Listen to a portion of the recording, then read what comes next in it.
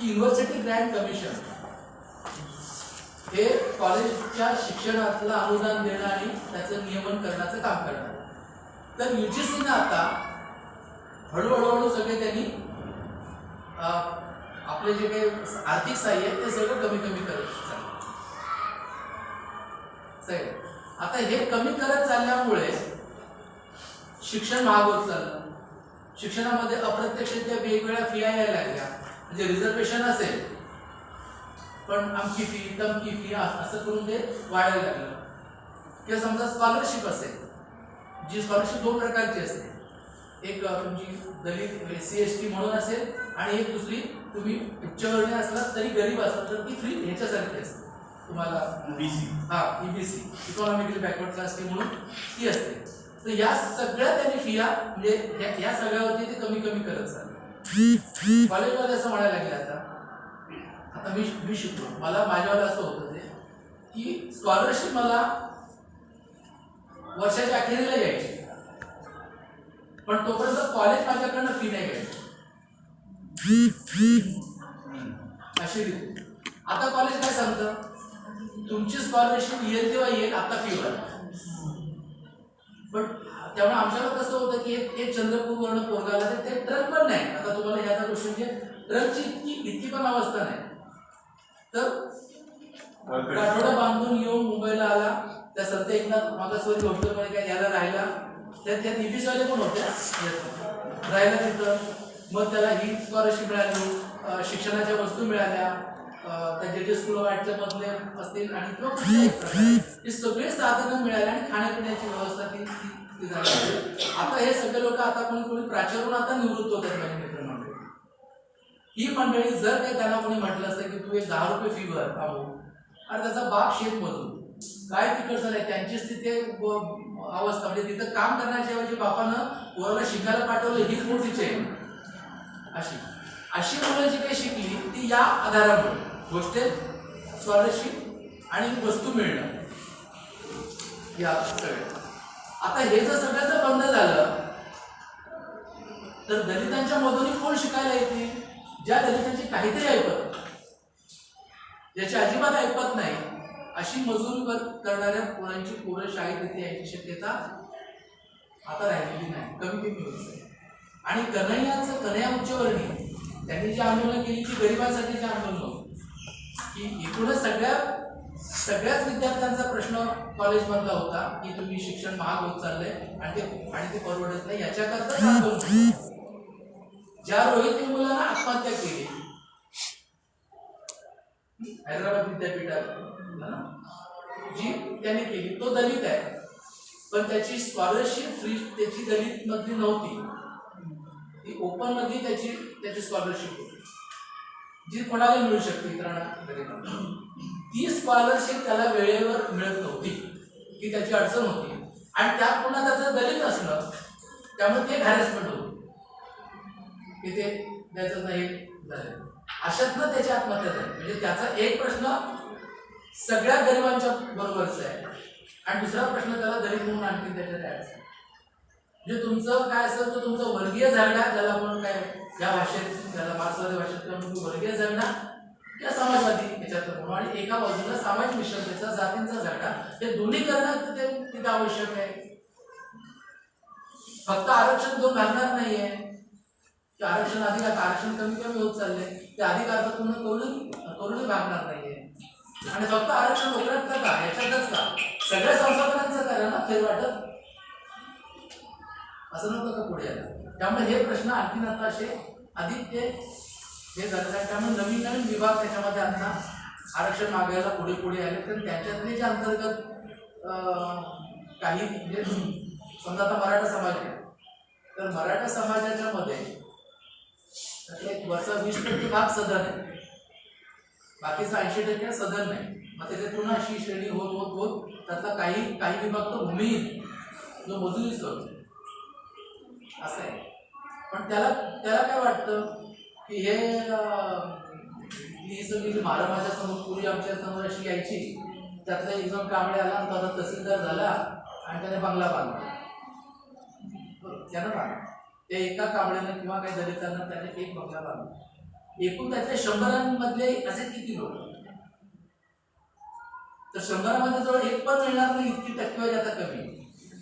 बाकीचे आणखीन आहे.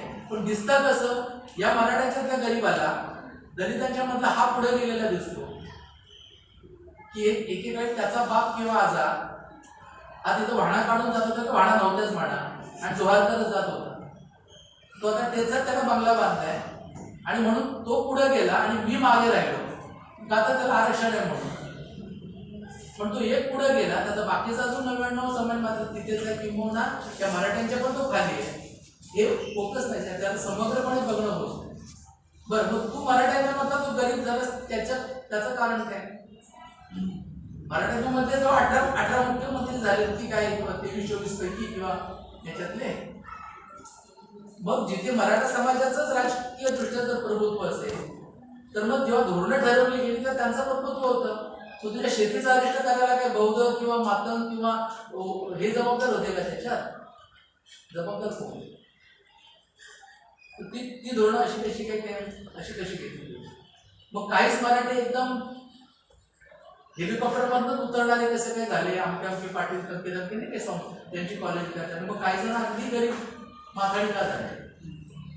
म्हणजे इथल्या सगळ्या काहीतरी अर्थव्यवस्थेचं, इथल्या एकूण याचं काहीतरी नियोजन गडबड झालेली आहे आणि काही नाही घातलंय. मग हा सगळ्या दुबळ्यांनी आर्थिकदृष्ट्या दुबळे असतील तर सामाजिक असतील, सगळं एकत्र काहीतरी करण्याची किती गरज असे काहीतरी संघर्ष उभे राहायला पाहिजे. पण त्याच्यावर होतं कसं की ते असं दिसायला लागतं की या आरक्षणाला मिळालं म्हणून पुढे गेले. हा, आता तुम्हाला साधं सांगतो, तुम्ही कुठे जाताना वस्त्यांच्या मध्ये जा, गावाकडच्या जा, शहरातल्या जा, आणि तिथं तुम्ही लोकांना विचारा की आरक्षणातनं नोकऱ्या किती जणांना मिळाल्या, हात वर करायला आताच्या पिढीत. आणि त्याही ठिकाणी उच्चवर्गीय किती असतो, कोणीच नसतो, नाही काही 0%. अगदी जिथे ज्या वस्त्या दलित वस्त्याच आहे, गरिबांच्या भटक्यांच्याच आहे, ज्याच्या अशा वस्त्या आहेत ना, तिथं वस्त्यात की आरक्षणात नोकरी किती जणांना मिळाली. त्याच्यावरती पुन्हा हे येतं की हा, म्हणजे ज्यांना मिळायचं त्यांना मिळतच नाही, पण ज्यांना व्यवस्थित इकॉनॉमिकली त्यांना जे आरक्षण मिळतं, म्हणजे जिथे पोहोचायचं तिथे पोहोचत नाही, हे पुन्हा सांगितलं जातं. आहे ना, मग त्याला उपाय करावा लागेल. पण आता असं त्याच्यात आहे की जर तुम्ही असं जर काही आज उभं करायला लावले तर आता होत नाही. कारण आरक्षणामधल्या नोकऱ्यांचं जरी टक्केवारी तेवढीच राहील तरी आरक्षणाच्या नोकऱ्याच नाहीये. जे खासगीकरणाचा जो सगळा झपाटा जो आहे तो बघा की तुम्हाला तिथे कशा तुम्ही चर्चा करताना तुम्ही शेजारचं कॉलेज घ्या ना, आता तुमच्याकडे जे काही कॉलेज असतील आणि कॉलेजामधले प्राध्यापकांचे हिशोब काढ.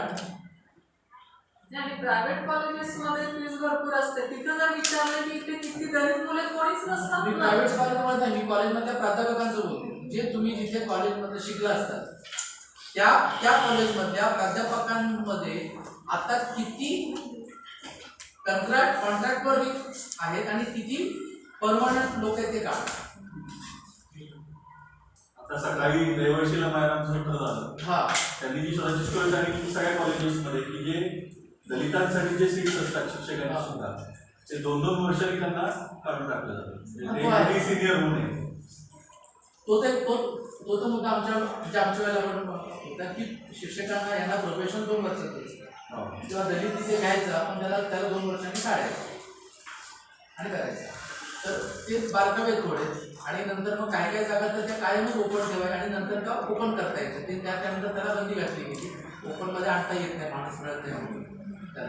तर ते झालं त्याच्यात. पण 2 वर्षांना काढण्याचा प्रकार चालू.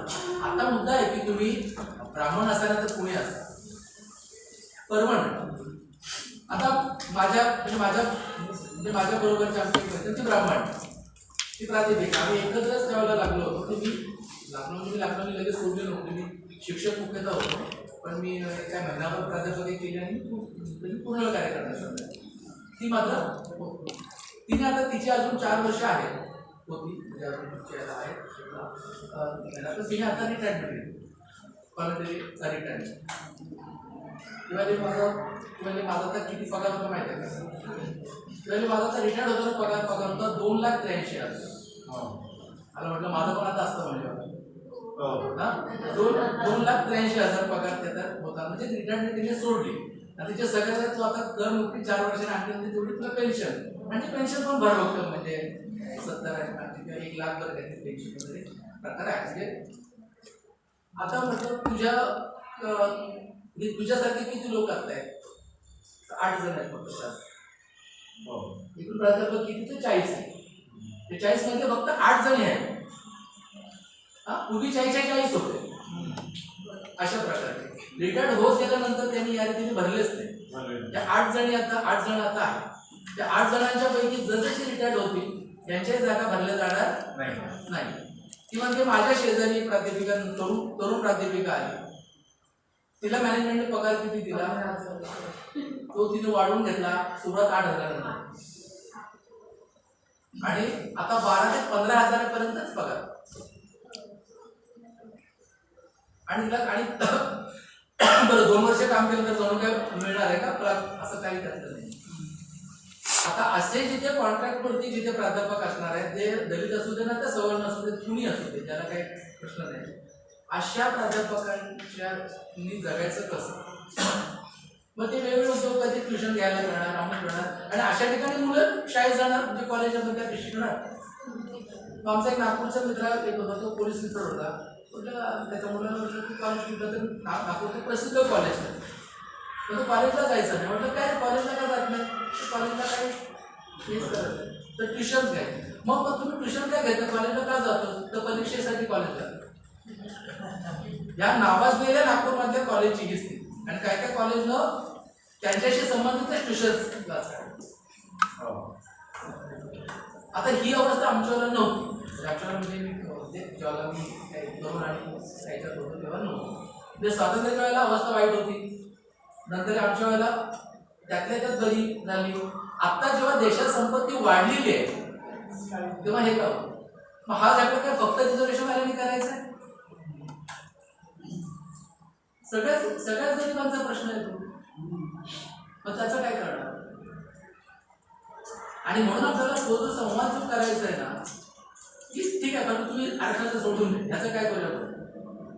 एक प्रश्न जो अनुराधाच्या वेळेला जो विचारला तो आमचं नाही पाटकर कॉलेजमध्ये आम्ही ऑनलाईन जे प्रत्यक्ष ऑफलाईन होणार तर तो कोरोनामुळे आमचा तो कोर्स ऑनलाईन झाला 15 दिवसांचा. त्या 15 दिवसांच्या मध्ये या मुलाशी ऑनलाईन थोडं पूर्ण होऊ शकलं तर मला नवीन गोष्टी खरं पण मला माहिती नाही काय काय बदल होत आहेत कॉलेजमधल्या त्याच्यात. पूर्वीचे काय माहिती होते. तर एक मुलगीची अत्यंत पुरोगामी होती. म्हणजे बाकीच्या सगळ्या इतकं धर्माबद्दल या सगळ्या जातीवादाबद्दल वगैरे होतं. आरक्षणाच्या वेळेला मात्र ती गप्प आहे. ती उच्चावरणी होती. पण तिला जुने काय प्रश्न होते त्या. मग आम्ही आमचं सगळ्यात असतो की जितकं आपल्याला पटणार नाही एकमेकांना पण आपण ओपन बोललं पाहिजे. मग ते बोलली माझं असं झालं की मी कॉलेजमध्ये माझी मैत्रीण होती आणि ती ओबीसी आहे. मला नंतर कळलं ती ओबीसी ती माझ्यापेक्षा आर्थिकदृष्ट्या वरची होती. म्हणजे आर्थिकदृष्ट्या ती अधिक वरची. माझे मार्क्स तिच्यापेक्षा अधिक होते. म्हणजे ही उच्चवर्णीय मुलगी आणि बरं ते उच्चवर्णीय मुलगी ओबीसी मुलगी या उच्चवर्णीय मुलगीपेक्षा सधन होती. तिचे मार्क्स तिच्यापेक्षा थोडे कमी होते आणि हिला तर त्या कॉलेजमध्ये पाटकर कॉलेजमध्ये ही ओबीसी मुलीला आरक्षणामधनं ऍडमिशन मिळाली आणि तिला त्याप्रमाणे जी काही फीचं स्ट्रक्चर आहे ते तिला दाखवलं. या मुलीला मात्र त्याच्यात प्रवेश मिळाला नाही. ओपनमध्ये जे काही कट ऑफ लाईन जी काही ओपनची असेल त्याच्यामध्ये तिला मिळालं नाही. तिला पेड सीट घ्यायला लागली. म्हणजे ह्या मुलीला काहीतरी काय समजा काय 11,000 भरायला लागले तर तिला काहीतरी 40,000 त्या असं काहीतरी होतं असे भरायला. जर माझ्यापेक्षा सधन असलेली मुलगी माझी मैत्रीण आम्ही दोघी ती केवळ ओबीसी आहे म्हणून तिला कमी फी मध्ये प्रवेश मिळाला आणि माझी स्थिती आर्थिकदृष्ट्या तिच्यापेक्षा कमी असतानाही मला पेड सीट घ्यायला लागली एकाच वर्गात. तर मला विधानात माहिती होतं, पण एकाच वर्गात काही सीट्स पेड आणि काही रेग्युलर हा प्रकार मला माहित नव्हता. आणि असा जेव्हा तिथे जेव्हा आला तेव्हा तिच्या मनात हे असं का, आता हा प्रश्न रास्ता गेलाय. पण आपण याचा असा विचार करू. आणि म्हणून समजा आरक्षण नको अशावर जेव्हा जेव्हा चालतं तेव्हा असा कोण म्हटलं, असा विचार करू की ही स्थिती कधी आली, त्याच्या आधी असं होतं का. तिच्या पिढीला माहितीच नाही, ती पहिल्यांदाच कॉलेज करायची. मग तिथे जे प्राध्यापक होते त्यांना मिळालं की तुम्ही सांगा. तर हे नवीन इंट्रोड्यूस झालेला प्रकार आहे पेड सीटचा, जिथे मोठी कॉलेज आहे ना जी अनुदानावरती चालणारी आणि ह्याच्यामध्ये युजीसीनं जे काय आखसायला सुरुवात केल्यामुळे रिसोर्सेस केल्यामुळे ती अडचण तयार व्हायला लागली की तुमचं तुम्ही आता डीम युनिव्हर्सिटी करा वगैरे प्रकारचा करा तुम्ही सहायता, म्हणजे तुमचं तुम्ही बघा तुम्ही काय करायचं, तुमचं तुम्ही याला गोळा करा. आता हे झाल्यामुळे म्हटलं मग एकाच वर्गामध्ये एक रेग्युलर आणि दुसरं पेड हा प्रकार तुम्ही सहन कसा करता. आरक्षण सोडून द्या तुम्ही, पेड आणि बिन पेड हा जो काय प्रकार आहे, मी ओपन मध्ये पण रेग्युलर मध्ये गेलेच ना. तिथे या मुलीचे मार्क ओपन मध्ये जी काही स्पर्धा लागली ना, म्हणजे ओपन मध्ये ज्यांचे 95% असेल त्यांना मिळालं. ही जे काही समजा 85% होते कट ऑफ लाईन ओपनची 85 मुलीला दिल्याला मिळाली. ही जी काही मारवाडी असेल, काही ब्राह्मण असेल, काही अमुक असेल, ह्या मुलीला उच्चवर्णीयांच्या मध्ये सुद्धा म्हणजे समजा तिथे तुम्ही सोडा, हे ओबीसी आरक्षित नाही बाजूला काढ, ते जनरलच कॉलेज पण ते ओपन आहे असं जाऊ. ओपन मध्येच काहींच्या सीट पेड आणि काहींच्या मात्र काय बिन पेड, असं का हे का पाहिलं. आता मुद्दा कळलं का, एका भागात याच्यामध्ये अनुदानित याच्यामध्ये प्रवेश. समजा आता धरा की समजा असं की सगळे तिथे 100 लोक ब्राह्मणांनीच प्रवेश दिले, त्याच्यातल्या 40 जागा 100 पैकी 40 जागा या रेग्युलर म्हणजे ज्यांना अनुदान सरकारचं आहे अशा जागा की ज्याच्यामध्ये 10,000 रुपये फी भरायला लागेल किंवा 5,000 फी भरायला. आणि बाकीच्या 60% जागा ज्या आहेत त्यातल्या त्या फीच्या असणार, म्हणजे बऱ्या फीच्या, म्हणजे 40,000 50,000. त्या 40 जागा मिळवण्यासाठी तुम्हाला स्पर्धा करावी लागणार. स्पर्धेला ब्राह्मणच आहे असं तुम्ही याचा कल्पना करा. तर ते 40 जागांच्या मध्ये ज्यांचे 95%, 96%, 90% त्यांना मिळाले आणि ब्राह्मणांच्या मध्ये जे कोणी 85%, 88%, 86% त्यांना मात्र त्या 40% जागा मिळाल्या. मग त्यांना प्रवेश घेताना काय करावं लागेल, जास्त पैसे. मग इथं कुठे आरक्षण, मग हे धोरण का आलंय. मॅनेजमेंट कोटा काय मॅनेजमेंट असेल तर काय अमुक असेल, हा जो काय फेक त्याला तुम्ही नावं काय द्या. सगळ्या मुलांना शिक्षण नावाची गोष्ट ही मोफतच मिळायला पाहिजे. त्यांच्यात जे कौशल्य आहे ते विकसित करण्याचं काम सरकारचं आहे. पालक ते सहाय्यक राहतील कारण त्यांची मुलं आहेत, बरोबर आहे, पण हे सरकारचं, हे संधी देण्याचं काम सरकारचं आहे, पालकांचं नाही. जो गरीब पालक आहे तो नाही संधी म्हणजे संधी देऊ शकतो. घराची संधी मिळत नाही ती शाळेत हेच देशाचे नागरिक आहेत पुढचे. मग हे जर काही नागरिक म्हणून जर काही सक्षम तयार करायचे असतील दोन्ही अंगात, जाणीवेच्या दृष्टीने सुद्धा, बौद्धिक क्षमतेच्या दृष्टीनं आणि विविध कौशल्याच्या दृष्टीनं की ज्यामुळे संपत्ती तयार होते. मग हे जर काही देश उभारणीच्यासाठी शाळा या मोफत पाहिजे. मग त्याच्यासाठी जे रिसोर्सेस सरकारनं कुठून आणायचे तर ते कर लावून आणायचे. आणि ते पूर्वीपेक्षा आता आहेत. जर माझ्या वेळेला ते होते तर आता का नाहीत ते, आता काय देश गरीब नाही झालाय पूर्वीच्या तुलनेत. पण याच्याबद्दल पोटतिडकीनं का नाही आपण उठत. आणि हे म्हणून ती आरक्षणाची चर्चा जेव्हा येईल त्याची काय उत्तरं द्यायची ती एका बाजूला देऊ, पण त्या पिचवर खेळण्यापेक्षा, त्या साखळ्यात अडकण्यापेक्षा त्या बाकीच्या गोष्टी त्यांच्या अनुभवाच्या सुद्धा आहेत ना, गावोगाव आहेत त्या, की तुमच्या गावातली पोरं अशी निवडून जी काय. आता पूर्वी असं व्हायचं की आमच्या गावात दुकानदार होता, तो दुकानदार म्हणजे गणपत वाणी, बिडी, वापडा पुन्हा मर्ढेकरांची कविता माहिती असेल की नाही माहिती गणपत वाणी विडी बाबडा पिता पितानं म्हणून का ते एक मागचा डोळे देतो तो फार हे होतं. आता ते जे दुकानदार अगदी कोकणातले सुद्धा आहेत ना त्यांची परिस्थिती बदलली आणि मग त्या तर मी कोकणात मला कोकणात रत्नागिरी जिल्हा माहिती असेल की आमचं काही महाड असेल काय असेल. आता माझं समजा रत्नागिरीच्या मधलं माझं गाव अगदी खेड्यात आहे कारण मला देऊर ते 10 किलोमीटर तिथे बाजारपेठ. तर आमच्या गावातल्या दुकानदाराचं पहिलं ते जे मुलं असतं त्याचं जे मुलं होतं पहिला तिथल्या जिल्हा परिषद शाळेमध्ये जायचं. आता त्याचं पोरगं देऊरच्या शाळेत जायला लागलं आणि नंतर त्यांनी दुकान इथे ठेवलं तो राहायला देऊरमध्ये गेला शहरात. ती तुमच्या सगळ्या गावांच्या मला प्रक्रिया घडली. ज्याची जशी जसजशी ऐकवत होते ते महाडला यायला लागले. आधी पोरं नंतर महाडला. मग ही सगळ्यांना काय नाही मिळत तिथे महाडमध्ये शिक्षण असं का होत नाही. हे प्रश्न तुम्ही विचारा लोकांना. त्याला जातीचा प्रश्न येत नाही.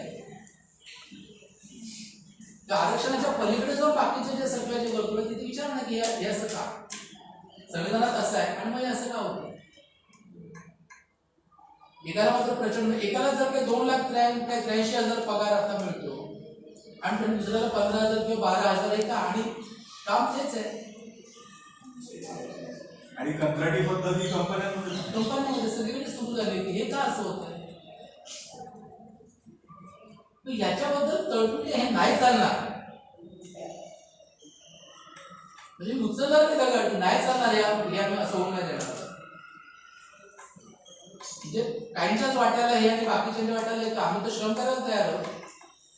आदेश उभा केला आम्ही सगळा मग त्याचं न्याय वितरण व्हायला नको. हे न्याय वितरणाबद्दल बोलणार की नाही की ज्याचं तो बघणार फक्त आपापला. आपण मेहनत करा आपल्या पोराला शिकवा कर्ज काढा अमुक काढा तमुक काढा तेच तेव्हा सगळीकडे यायला. कोरोना आला की हिरानंदानी हॉस्पिटलचं पॅकेज येतं 20 लाखाचं. मग आमच्याकडे मेडिक्लेम आहे. मग त्याचं करून आम्ही कोरोना झाला की आधीच लोकांनी बुक केलं ज्यांची ऐकत होती त्यांनी की 20 लाखाचं पॅकेज हॉस्पिटलच्या आणि ज्याला नाही त्याने मारायचं म्हणत तिथे त्याचं ते ऑक्सिजनचं झालं तेव्हा सगळ्यांचेच बॉम्ब झाले. तेव्हा कळलं की ऑक्सिजन सगळ्यांसाठी मिळायला पाहिजे. पैसे असून पण उपयोग नाही. म्हणजे हेलिकॉप्टरने गेलेला पण बॉम्बला ते तडपडून गेला त्या हेलिकॉप्टरमध्ये म्हणजे त्याची असेल म्हणजे सार्वजनिक व्यवस्था या उत्तम असायला हव्या. त्याच्याबद्दल बोलायचं आहे हे मी तुमच्याकडे आरक्षणाचं पीठ सोडून बाकीच्या अनेक गोष्टी की ज्याच्यामध्ये न्याय वितरण हे करायचं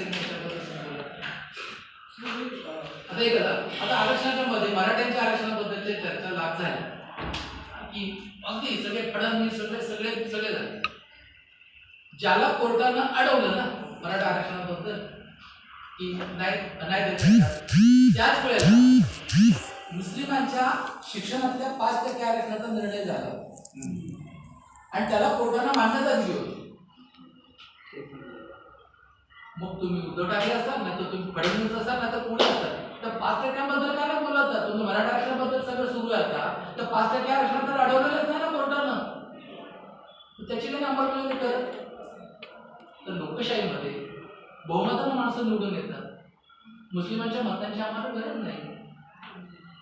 बहुसंख्य कोणाची कामक्यांची बहुसंख्य कोणाची तर मराठ्यांची 30% आहे तर त्यांची मतं ही महत्वाची असतात निवडून यायला. आणि मग एक जर समजा तिथं तात्करी आहे तो बोंबा मारतोय तात्कऱ्याची ताकदच नाही त्यामुळे त्याला काय कोण विचारतो. एक धोबी आहे धोब्यांना हिमाचल प्रदेशमध्ये एससीच्या मध्ये त्यांचा समावेश आहे. इकडचे धोबी आंदोलन करतात की आम्हाला एससीच्या ते मध्ये घ्या पण त्यांना विचारतो त्यांची संख्याच करते मतांच्या दृष्टीने त्यांना किंमत काय. मग लोकशाहीमध्ये अल्पसंख्याक मताचा किंवा अल्पसंख्याकांना सुरक्षित वाटेल मला त्यात सहभाग मिळतोय असं वाटेल तेव्हाच ती लोकशाही परिपूर्ण होते. मग आमच्याकडे बहुमताची लोकशाही म्हणजे बहुसंख्याक वाद हा लोकशाहीला मारक आहे याचा विचार करायचा की नाही. मग का नाही बोलत मग मुस्लिमांच्या आरक्षणाला अडवलं नाही त्याला का देत नाही. हा का नाही आवाज कोणाकडनं येत ना दलित आमदारांकडनं येत ना आदिवासी आमदारांच्याकडनं येत म्हणजे जे आरक्षित विभागातले आहेत त्यांच्याकडनं का नाही येत आहे. या अवस्थेचं काय करणार? तर हे प्रश्न तुम्ही आपल्याला त्याच्यापासून बाजूला पाडून विचारायला लागेल ना लोकांना.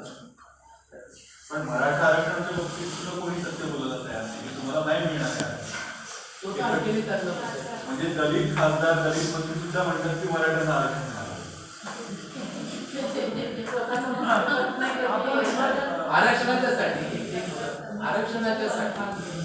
आरक्षणासाठी आपल्या त्या पीपीटीमध्ये तिथे सगळं आहे किंवा तुम्ही शेअर करा किंवा काय करा. त्याच्यामध्ये आपण हे पाहिलं की आरक्षण हे प्रतिनिधित्वासाठी की ज्यांना हजारो वर्षे त्या सगळ्या विविध याच्यामध्ये जे बाजूलाच काढले त्यांना तिथे आपलं म्हणणं मांडायला काही तिथे अवकाशच मिळाला नाही. अशांचं प्रतिनिधित्व त्या वेगवेगळ्या क्षेत्रात यावं, म्हणजे शिक्षणात यावं, नोकरीत यावं आणि राजकीय म्हणजे राजकारणात यावं यासाठीच्या ज्या काही तरतुदी केल्या ते प्रतिनिधित्वासाठी. अर्थात प्रतिनिधित्व मिळालं की आर्थिक विकास व्हायलाही त्याची मदत होते, हे बरोबर आहे. पण ते आर्थिक विकासासाठी नाही. आर्थिक विकासाच्या साठी जर काय असेल तर उत्तम नोकऱ्यांची व्यवस्था केली पाहिजे, ती सगळ्यांसाठी केली पाहिजे. जे भूमिहीन आहेत त्यांना जमीन दिली पाहिजे. म्हणजे ते कुठल्याही जातीचे म्हणजे असू दे. अंगणवाडी सेविक आहे तर त्यांना पुढच्या भविष्याच्या खात्रीसाठी पुढच्या त्यांच्या पेन्शनची व्यवस्था केली पाहिजे, त्यांना महागाई भत्ता सहित वेतन मिळायला पाहिजे. अशा विविध मागण्या आहेत, त्याला काही त्या जातींच्या नाही आहे. तेव्हा आरक्षण हे प्रतिनिधित्वासाठी हे पहिल्यांदा मुळात आधी. पण ज्याला ते मिळालं त्याचा आर्थिक विकास होतो की नाही? होतो त्याचा. पण अपेक्षा अशी की तो त्या समाजाचा एक प्रतिनिधी म्हणून तिथे गेल्यामुळे तो त्या समाजाच्या बाकीच्या दुःखांच्या बद्दल तिथे बोलेल, त्या निर्णय प्रक्रियेत सहभागी होईल, असं त्याच्यात असं एक अपेक्षा आहे. आणि दुसरं म्हणजे आमचा माणूस तिथे जाऊ शकतो हा बाकीच्यांना त्या समाजातल्या अन्य लोकांना एक सेन्स येतोय, आत्मविश्वास त्यांचा वाढायला लागतो की आमचा माणूस तिथे जाऊ शकतो, आमचा माणूस जज होऊ शकतो, आमचा माणूस अमुक होऊ शकतो, आमचा माणूस अमुक होऊ शकतो, म्हणजे आम्ही होऊ शकतो. जे बाबासाहेब आंबेडकर देशाची घटना लिहू शकतात. किती मोठी ताकद असते त्या समाजातल्या बाकीच्या लोकांना की त्यामुळे माझा मुलगा बाबासाहेब झाला पाहिजे याची प्रेरणा जी तयार होते त्या समाजातल्या आईबापांची. त्याला बाबासाहेब कारण नाही होत ना तिथे त्याला. तशी माणसं तिथे जाणं म्हणून ते प्रतिनिधित्व करतो. तो त्या समाजाच्या सगळ्या आर्थिक विकासासाठीचा नाही. आणि म्हणून त्याच्यासाठी जो निकष तो लावला गेलेला आहे तो दोन प्रकारचे आहे. एक त्याचा तो सामाजिक मागासलेला आहे, ते सिद्ध झाला पाहिजे. तो शैक्षणिकदृष्ट्या मागासलेला आहे, हे सिद्ध झालं पाहिजे. आणि जिथे आरक्षण मागतायत त्या क्षेत्रात त्याचं पुरेसं प्रतिनिधित्व नाही, ते सिद्ध झालं. हे तीनच त्याचे मुख्य निकष आहेत जे आपल्या कलम 15 आणि 16 मध्ये जे निकष तुम्ही जर पाहिले त्या पीपीटी मध्ये आहेत तुम्ही बघा काय ते. पण 15 आणि 16 जर तुम्ही अनुच्छेद घटनेचे कलमाचे घेतले तर त्याच्यामध्ये त्यामुळे कुठल्या आरक्षणात सामाजिक मागासलेपण, शैक्षणिक मागासलेपण आणि पुरेसं प्रतिनिधित्व, ॲडिक्वेटली रिप्रेझेंटेशन. पण हे आता म्हणजे कॉलेजचा मुद्दा बनला ना, त्यामध्ये कधी काही केसेस असं पण होतं की जे आता आपण म्हणतो ना की प्रतिनिधित्वासाठी आरक्षण दिलं गेलं तर त्यांची आर्थिक स्थिती खूप चांगली असते, ते फीस भरू शकतात पण तरीसुद्धा त्यांना ती काम असते आणि मग ते थोडं सर्टिफिकेट वगैरे सबमिट जातं. मग अशा वेळेला काय करायचं? आधी हा मुद्दा तुम्हाला क्लिअर झाला. हा मग तुला क्लिअर मुद्दा सामाजिक मागासलेपण. आता मराठा समाज तुम्ही या मराठा समाजाची अवस्था आधी पण सामाजिक मागासलेपण याचा अर्थ काय? तर अशा रूढी अशा काही सामाजिक किंवा अशी काही सांस्कृतिक असा जो काही एक रचना जी आहे त्या रचनेमधनं काही विभागांना ते करायला बंदिश ठेवतो. ही बंदी कोणाला होते की ज्या अस्पृश्य जाती आहेत त्यांना सकाळ संध्याकाळ फिरायचीच बंदी आहे ना, त्यांच्या सावला लाभ पडतात, त्या विटाळ होतो, तर त्यांना देवळातच घ्यायचं नाही, कुठे शिक्षणाचा काही संबंधच नाही. जी शूद्र म्हणजे ज्यांना ओबीसी म्हटलं जातं त्यांना तर मनुस्मृतीनं बाकीच्या सगळ्या शिक्षा ठेवल्या होत्या ना की संस्कृत ऐकलं तर काना शेषाचा रस होतावा, संस्कृत विचारलं तर जीभ छाटली जावी. या ही शूद्र जाती, शूद्र म्हणजे गावातल्या आतल्या, गावाच्या बाहेरचे ते अस्पृश्य जे या मारमार ढोल सांबार तिची जी काही नावं आहेत आणि शूद्र किंवा ओबीसी म्हणजे सुतार, गवळी, ते न्हावी अशा ज्या सगळ्या त्या असतात. आता आणि स्त्रिया सगळ्या जाती, कुठल्या जातीतली स्त्री असो तिला शिकायला बंदी, संस्कृत उच्चारायला बंदी. म्हणजे ब्राह्मण बाईचं असेल तर तिच्या उदरातनं जर मुलगा जन्माला आला तर त्याला सगळ्या संधी मिळणार, पण मुलगी जन्माला आली तर तिला मात्र शिकायची बंदी, वाचायची सगळं. म्हणजे हा प्रकार होता. त्यामुळे स्त्रिया या सगळ्याच जातीतल्या या सामाजिक मागासलेल्या.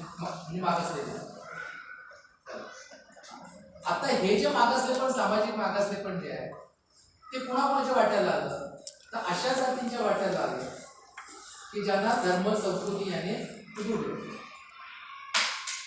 आता मराठा समाजाची स्थिती काय, म्हणजे एक मी साधा त्यातला एक निकष वापरतो की तुम्हाला विचारलं की तुमची जात काय, ते एखादा म्हणेल की मी विचार म्हणून आम्ही जात नाही सांगणार, पण मॅडम मराठा आहे मी, सोनार आहे, ब्राह्मण आहे, जातो मानत नाही पण ब्राह्मण आहोत. पण एखादा म्हणाल की मी चांभार आहे, मी माग आहे, असं कोणी सांगता अभिमानाने. एक मराठा लाख मराठा, एक मराठा लाख चांभार, काय एक चांभार लाख चांभार असं करतात ना कधी गोष्ट. चांभारांच्या मधला गोष्ट करायला येतात नाही होत ना, का तर ती कमी मानलेली जाते. तर माझी जात जर मी दलितातला असेल तर मी जातीचा प्रश्न आला की मी जरा संकोच लागतो की इथं जात सांगायची वेळ येऊ नये. तर आता माझी पण किंवा कॉलेजमध्ये सुद्धा सगळ्या मुली आहेत आणि मला जर जातीचा प्रश्न आला सांगायला तर मला अक्सायला होतं की अरे माझ्या जात कळणार म्हणजे मला हे मला कमी मानायला लागणार, असं मराठ्याला वाटतं का. मग ज्याला जात सांगायची लाज वाटते, संकोच होतो, त्या जाती मागास.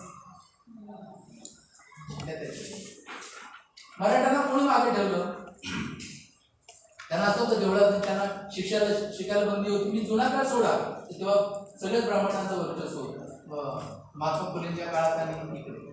पण जेव्हा संधींची सगळ्या एकूण स्वातंत्र्यांच्या सगळ्यांचं जेव्हा काहीतरी सुरू झालं तेव्हा मराठा म्हणायला देवळात घ्यायचा नाही, हा मराठा आहे ना म्हणायला शाळेत घ्यायचा नाही, हा मराठा आहे ना त्या वेळेला तिथं ह्याच्यावरती हा मराठा आहे आणि म्हणून त्याच्यावरती अत्याचार होत असं आहे का. की मराठा मुलगी म्हणून तिच्यावरती बलात्कार होतो, बलात्कार म्हणजे असे होतात, पण ते एकूण स्त्रियांच्या वरती होणार म्हणून स्त्री म्हणून जे काही स्त्री पुरुष भेद आहेत. पण जेव्हा जात आणि याच्यामध्ये जेव्हा होतं तेव्हा ही जात ही कमजोर आहे, हिच्यावरती अत्याचार केलं तर काही त्यातलं होणार नाही, हे त्याच्यासाठीच आहे. आणि दलित स्त्री असेल तर आणखीन ती आहे. असं जेव्हा व्हायला लागतं तेव्हा त्यांच्यासाठी काहीतरी वेगळ्या तरतुदींची खास गरज लागते आरक्षणासाठी. त्यामुळे मराठा समाजाला जर हे मागासलेपण जर वाटायला आलंच नाही तर मग त्याच्यामधले आत्ताचं जे दारिद्र्य आहे, जे त्याच्यातले भेद आपण पाहिले की त्याचे तीव्र प्रश्न आहेत त्यातल्या तळच्या विभागांचे, ते एकूणच आर्थिक व्यवस्थेशी संबंधित, ते सामाजिक मागासलेपणाशी संबंध नाही. आणि आरक्षण जर काय सामाजिक मागासलेपणासाठी आहे, प्रतिनिधित्वासाठी आहे, तर मराठा समाजाच्या आरक्षणाचा कसा विचार करणार. मग त्याच्यासाठी सरकारनं धोरणच अशी घ्यायला पाहिजे की जी शेतीचं अरिष्ट त्यातनं कमी होईल, बेरोजगारांना नोकऱ्या कशा त्यातनं मिळतील, त्यातनं खासगीकरण कसं दूर होईल, विनाअनुदानित कॉलेजवर असणार नाही. आता आमचा एक नावं घेण्यात आले सगळी तुमच्या वयाचाच नागेश सुरेश यांच्या वयाचा आमचा एक तरुण मुलगा आमच्यातला कार्यकर्ता 96 कुळी मराठा, MBA झालं, रयतमध्ये लागलं आणि आता रयतला डीम युनिव्हर्सिटी केलं गेलं.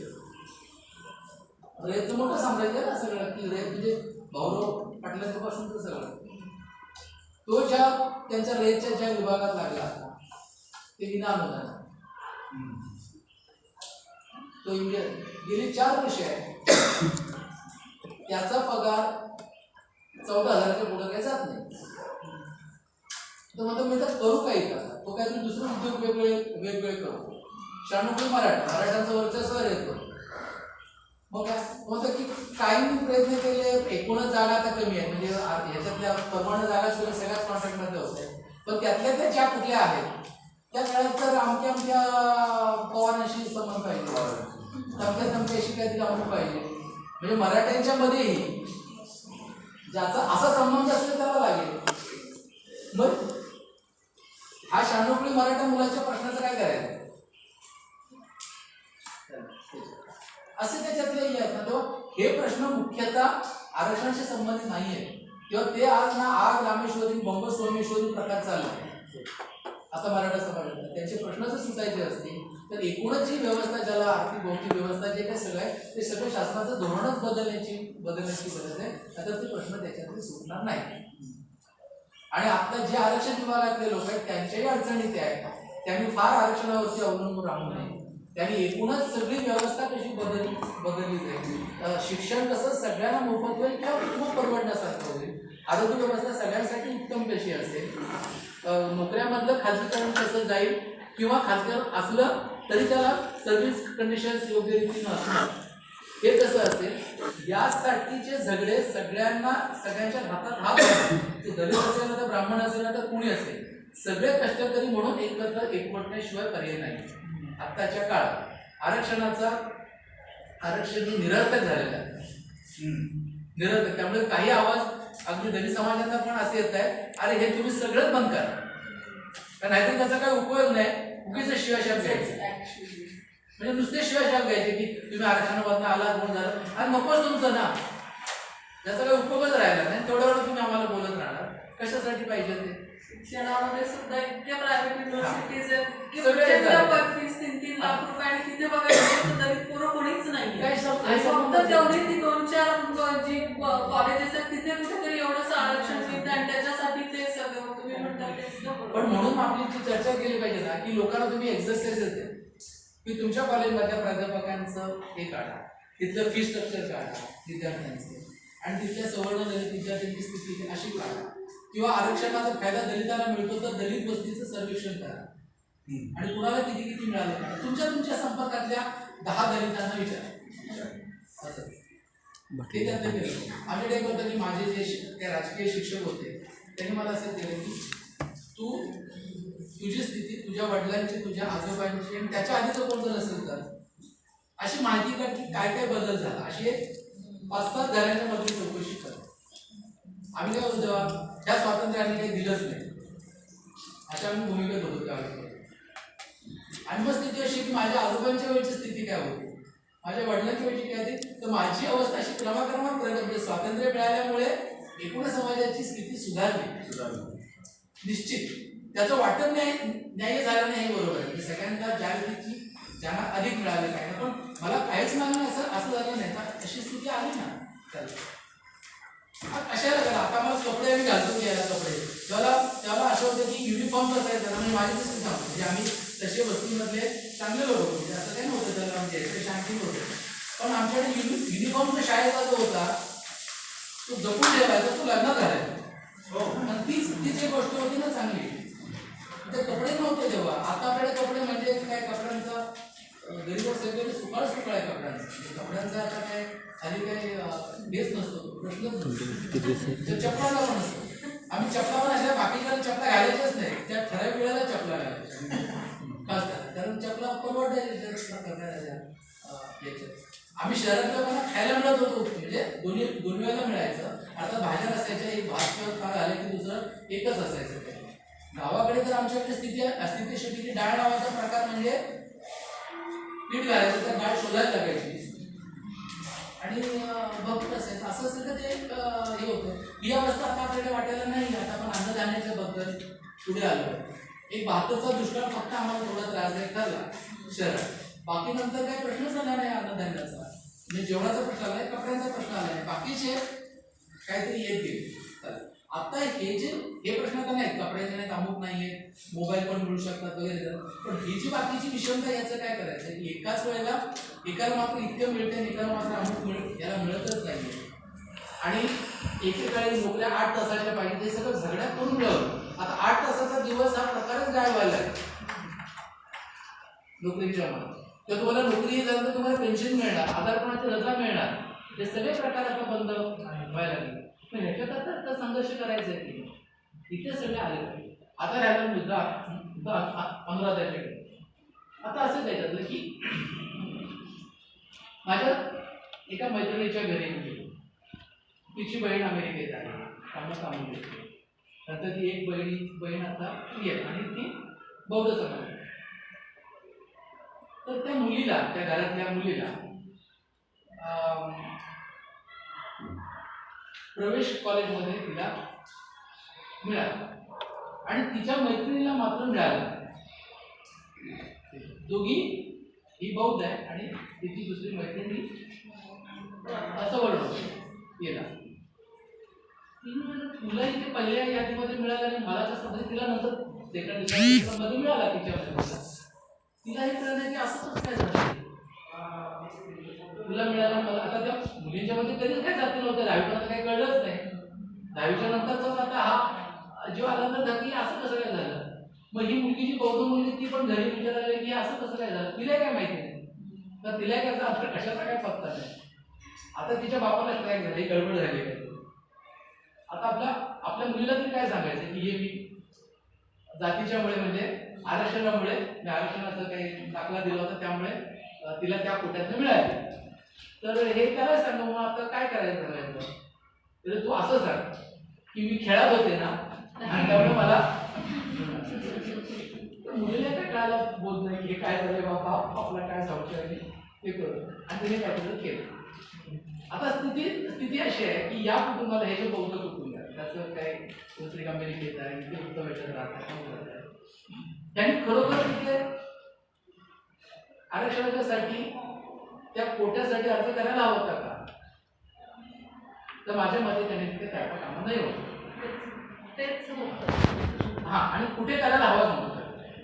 त्या ठिकाणी प्रश्न असा आहे की प्रतिनिधित्व आहे ना त्या समाजाला, म्हणजे त्या वर्गाला, त्या अनुसूचित जातीचा फक्त बोलतो नाही अनेक जाती, त्या वर्गाला तिथे प्रतिनिधित्व पाहिजे. ज्या काही 12-13 जागा महाराष्ट्रामध्ये आहेत, 13%. त्या 13% जर कॉलेजमध्ये जर 100 जागा असतील तर 13% ह्या दलितांना मिळायला पाहिजे. त्या 13% जागा भरल्या जाणारच आहेत, त्या रिकाम्या नाही राहणार. अशा वेळेला ज्यांची आता खुल्या स्पर्धेत उतरण्याची तयारी आहे आणि सक्षम आहे त्या मुलीला कुठल्या प्रकारे मागासपणामुळे तिचं शिक्षण थांबलं नाही की तिला मार्क्स कमी मिळाले, सगळ्या सुविधा होत्या.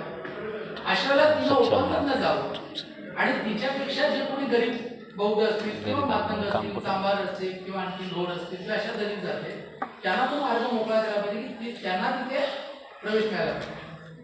तर त्या 13% जागा भरल्या पाहिजे.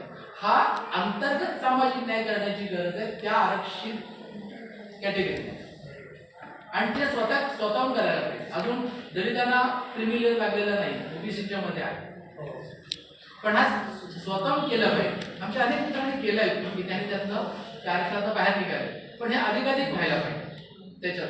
तर तो त्याच विभागातनं आधी जे गरीब असतात ते तिथे पुढे यायची शक्यता अधिक टक्के वाढते.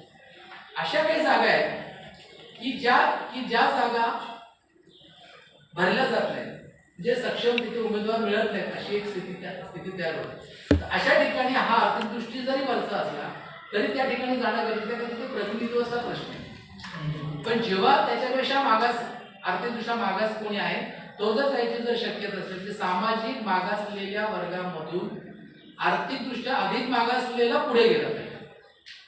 आणि हे जर स्वेच्छेनं नसेल होत तर त्यातही आर्थिक निकष लावला गेला हे महत्वाचं आहे. ही त्याच्यात दुरुस्ती करण्याची गरज आहे. त्याला हा एक दुसरा भाग असा की प्रतिनिधित्व व्हायला पाहिजे ना. म्हणजे निवडताना कसं होतं की आम्ही समजा मॅनेजमेंट आहोत आणि मॅनेजमेंटमध्ये जर इथे मराठा आला, बौद्ध आला, काय अमुक आला, तमुक आला असं असेल आणि सगळे सारखे असतील क्वालिफिकेशन आणि रिझर्वेशन वगैरे प्रकार काही नाही, तर आम्ही निवड करताना काय करू की आपल्यातला कोण साहजिक होतो. आणि मग जर ती उच्चवर्णीयांची मॅनेजमेंट असेल तर उच्चवर्णीयाला घेण्याची शक्यता तयार होते आणि मागासाला नाही करणार.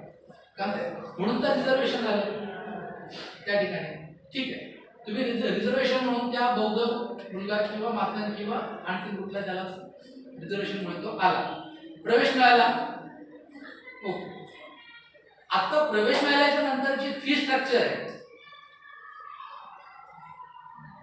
किंवा स्कॉलरशिप आहे ती मात्र पूर्णपणे आर्थिक निकषावर ठेवते. पूर्णपणे आर्थिक निकषावर. आता असं होतं त्याच्यातलं की स्थिती अशी होती की दोन म्हणजे आता एकाला मिळालं, आता माझ्या काय मेवण्याच्याच त्याच्यातलं ते याच्यात नोकरीत BSc याच्यातला तो आहे. असं आलं की त्याच्यातील असा प्रश्न आला त्यांच्या दोन मित्रांच्या मध्ये की एक मित्र बौद्ध एक जण मराठा, दोघे कामगार म्हणून दोघांचे पगार सारखेच, दोघांची स्थिती एकच, आणि तो दलित आहे म्हणून त्याच्या मुलाला तिथे आरक्षण कोट्यातनं प्रवेश मिळाला. त्याला कबूल आहे, दोघे विद्यार्थी बरोबर आहे, दलितांना आरक्षण त्यामुळे त्याला मिळालं. पण फी स्ट्रक्चरच्या वेळेला त्याला काहीतरी 5,000 फी पडली त्या दलित विद्यार्थ्याला, आणि ह्याला मात्र काहीतरी 70,000 रुपये भरायला लागले. आपण दोघेही कामगार आहोत, दोघेही आपल्याला एकच पगार मिळतो. तर ऍडमिशन मध्ये समजू शकतो ना की बाबा तिथे डावं उजवं करतात कारण डोक्यात जात आहे म्हणून, पण फी तर सगळ्यांना भरायला लागणार ना. तर फी मधली सवलत जातीवर आधारित का, ती मात्र आर्थिक निकषावरती पाहिजे. एकेकाळी दलित असणं आणि गरीब असणं हे एकच होतं, पण आता दलित असणं आणि गरीब असणं हे एकच असेल असं नाही. त्यांच्या जाती गरीब असेल हे बरोबर आहे, पण सगळे दलित गरीब नाही. मग काय करायचं, तर मग आर्थिक निकष लागला पाहिजे. म्हणजे प्रवेशापुरतं आरक्षण आणि फीचं स्ट्रक्चर मात्र आर्थिक निकष. आता आपण म्हणतो की जे सगळ्यांना परवडणारी असते पाहिजे मोफत ही आणखी वेगळी मागणी, पण आताच्या स्थितीत हा बदल त्याच्यात करायला पाहिजे. तर ह्या चर्चा आरक्षित विभागातनं व्हायला पाहिजे आणि आरक्षित विभागातल्या लोकांकडनं अंतर्गत ह्या मागण्या पुढे आल्या पाहिजे दुरुस्तीच्या. नाही तर मग कसं होतं की बघा यांचे हे सगळे वकील झाले, जे झाले आणि आता आपल्या कोरोना ऍडमिशन जे राखीव जागा असं हे दिसलं की ते एक प्रकारे त्रास व्हायला लागतो. जोपर्यंत माणसानं सरळ समजतं की हे गरीब आहे, हे दलित आहे, बरोबर आहे, अरे पण हा शिकला सवरलेला आहे, चांगला पगाराचा आहे, आणि तरी मुलाला मात्र तो सवलतीत तिथे घेतो, तर ते त्रासदायक होतं. मग हा जर त्रास जर दूर करायचा असेल तर तुम्हाला आर्ग्युमेंट करून काहीच होत नाही की प्रतिनिधीसाठी आरक्षण आहे आणि म्हणून आम्हाला आरक्षण आहे वगैरे. तुला उपयोग, तुला तर गरज नसताना कळतंय ना की तू आरक्षण कोणाला देतोयस. तू खुल्या स्पर्धेत उतरू शकतोयस, मग खुल्या स्पर्धेत उतर ना. या गोष्टी त्या विभागात व्हायला पाहिजे. अशा अंतर्गत त्याला ज्या काही दुरुस्ती आहेत त्या करण्याची आवश्यकता आहे त्याच्यात. पण एकूणच रिसोर्सेस इतकी कमी आहे, ज्याला जे मिळतंय तो ते हातात धरून बसलेला आहे, तो ते सोडायला बसत आहे. आता समाजातले रिसोर्सेस वाढलेले आहेत. तुम्ही सगळे आर्थिक 47 साली जी आपली अवस्था होती देशाची एकूण आर्थिक संसाधनांच्या बाबतीत ती पुढे वाढत गेलेली आहे ना. आज आपली सगळी गंगाजळी वाढलेली आहे, त्याचं वाटप कमी आहे. आता तुम्हाला आता दलितांच्या मधून किती राजकारणी गडगंज करोडो संपत्तीवाले तुम्हाला दिसतात आहेत ना. त्यांनी एकेकाळी तो तिथे झोपडीत होता, पंचायतच्या चळवळीत होता, आता त्यांनी पेट्रोल पंप टाकला, आता त्यांनी एक शाळा काढली, मग ती पण अनुदानित काढली, आपली विनानुदानित काढली. मग तिथं तो काय बौद्ध आहे म्हणून त्या बौद्ध पोराला ऍडमिशन नाही देत कमी याच्यात. किंवा शिक्षकांच्या नेमताना सुद्धा जर मांग आणि महाल आला तर ते मागाला राहू द्यायला बाजूला, हे आपल्यातलं घ्यायचं. असं होतच की म्हणजे संस्था जरी दलिताची असली तरी जिथे समजा धारावीमध्ये जिथे समजा ढोर समाजाची संचालक मंडळी असते तिथे वाटलं रे आपल्यातलं याला हे बौद्ध जरा वापरत ठेवा जरी कॅटेगरीमध्ये असेल हे व्हायला लागतं नाही. त्यामुळे हे सगळी जात मनात जाण्याचे वेगळे काही उपक्रम आपल्याला अजून जे करायला लागतात. सर ते माझ्या नेहमी असं म्हणतो की सरकारी भरतीमध्ये आरक्षण हे फक्त जातीच्या संदर्भात नाही आहे, ते जेंडरच्या संदर्भात आहे, ते स्पोर्ट्सच्या संदर्भात आहे, प्रकल्पग्रस्तांच्या आहे, ज्येष्ठ नागरिकांना आहे, ST मध्ये ज्येष्ठ नागरिकांना आरक्षण आहे. तर आपण आरक्षणाची चर्चा जेव्हा जातीशी संबंधित करतो तेव्हा अस्मिता तयार आहे. मग अपंगांच्या आरक्षणाबद्दल वाद होत नाही. आता आता अनाथांच्या आरक्षणाची पण चर्चा चालू. तर आरक्षणाचा मुद्दा हा जातीशी जोडून आपण जाती अस्मिता एकमेकांच्या विरुद्ध उभ्या करतो. जोपर्यंत जाती व्यवस्थेची जी विषमता आहे, जोपर्यंत भेदभाव आहे, तोपर्यंत आरक्षणाची गरज आहे. हो ना, बरोबर. आणि सर हे एक असं सांगा म्हणजे ओबीसीचा मुद्दा जो होता त्याविषयी एक भाग असा होता किती सगळ्यांना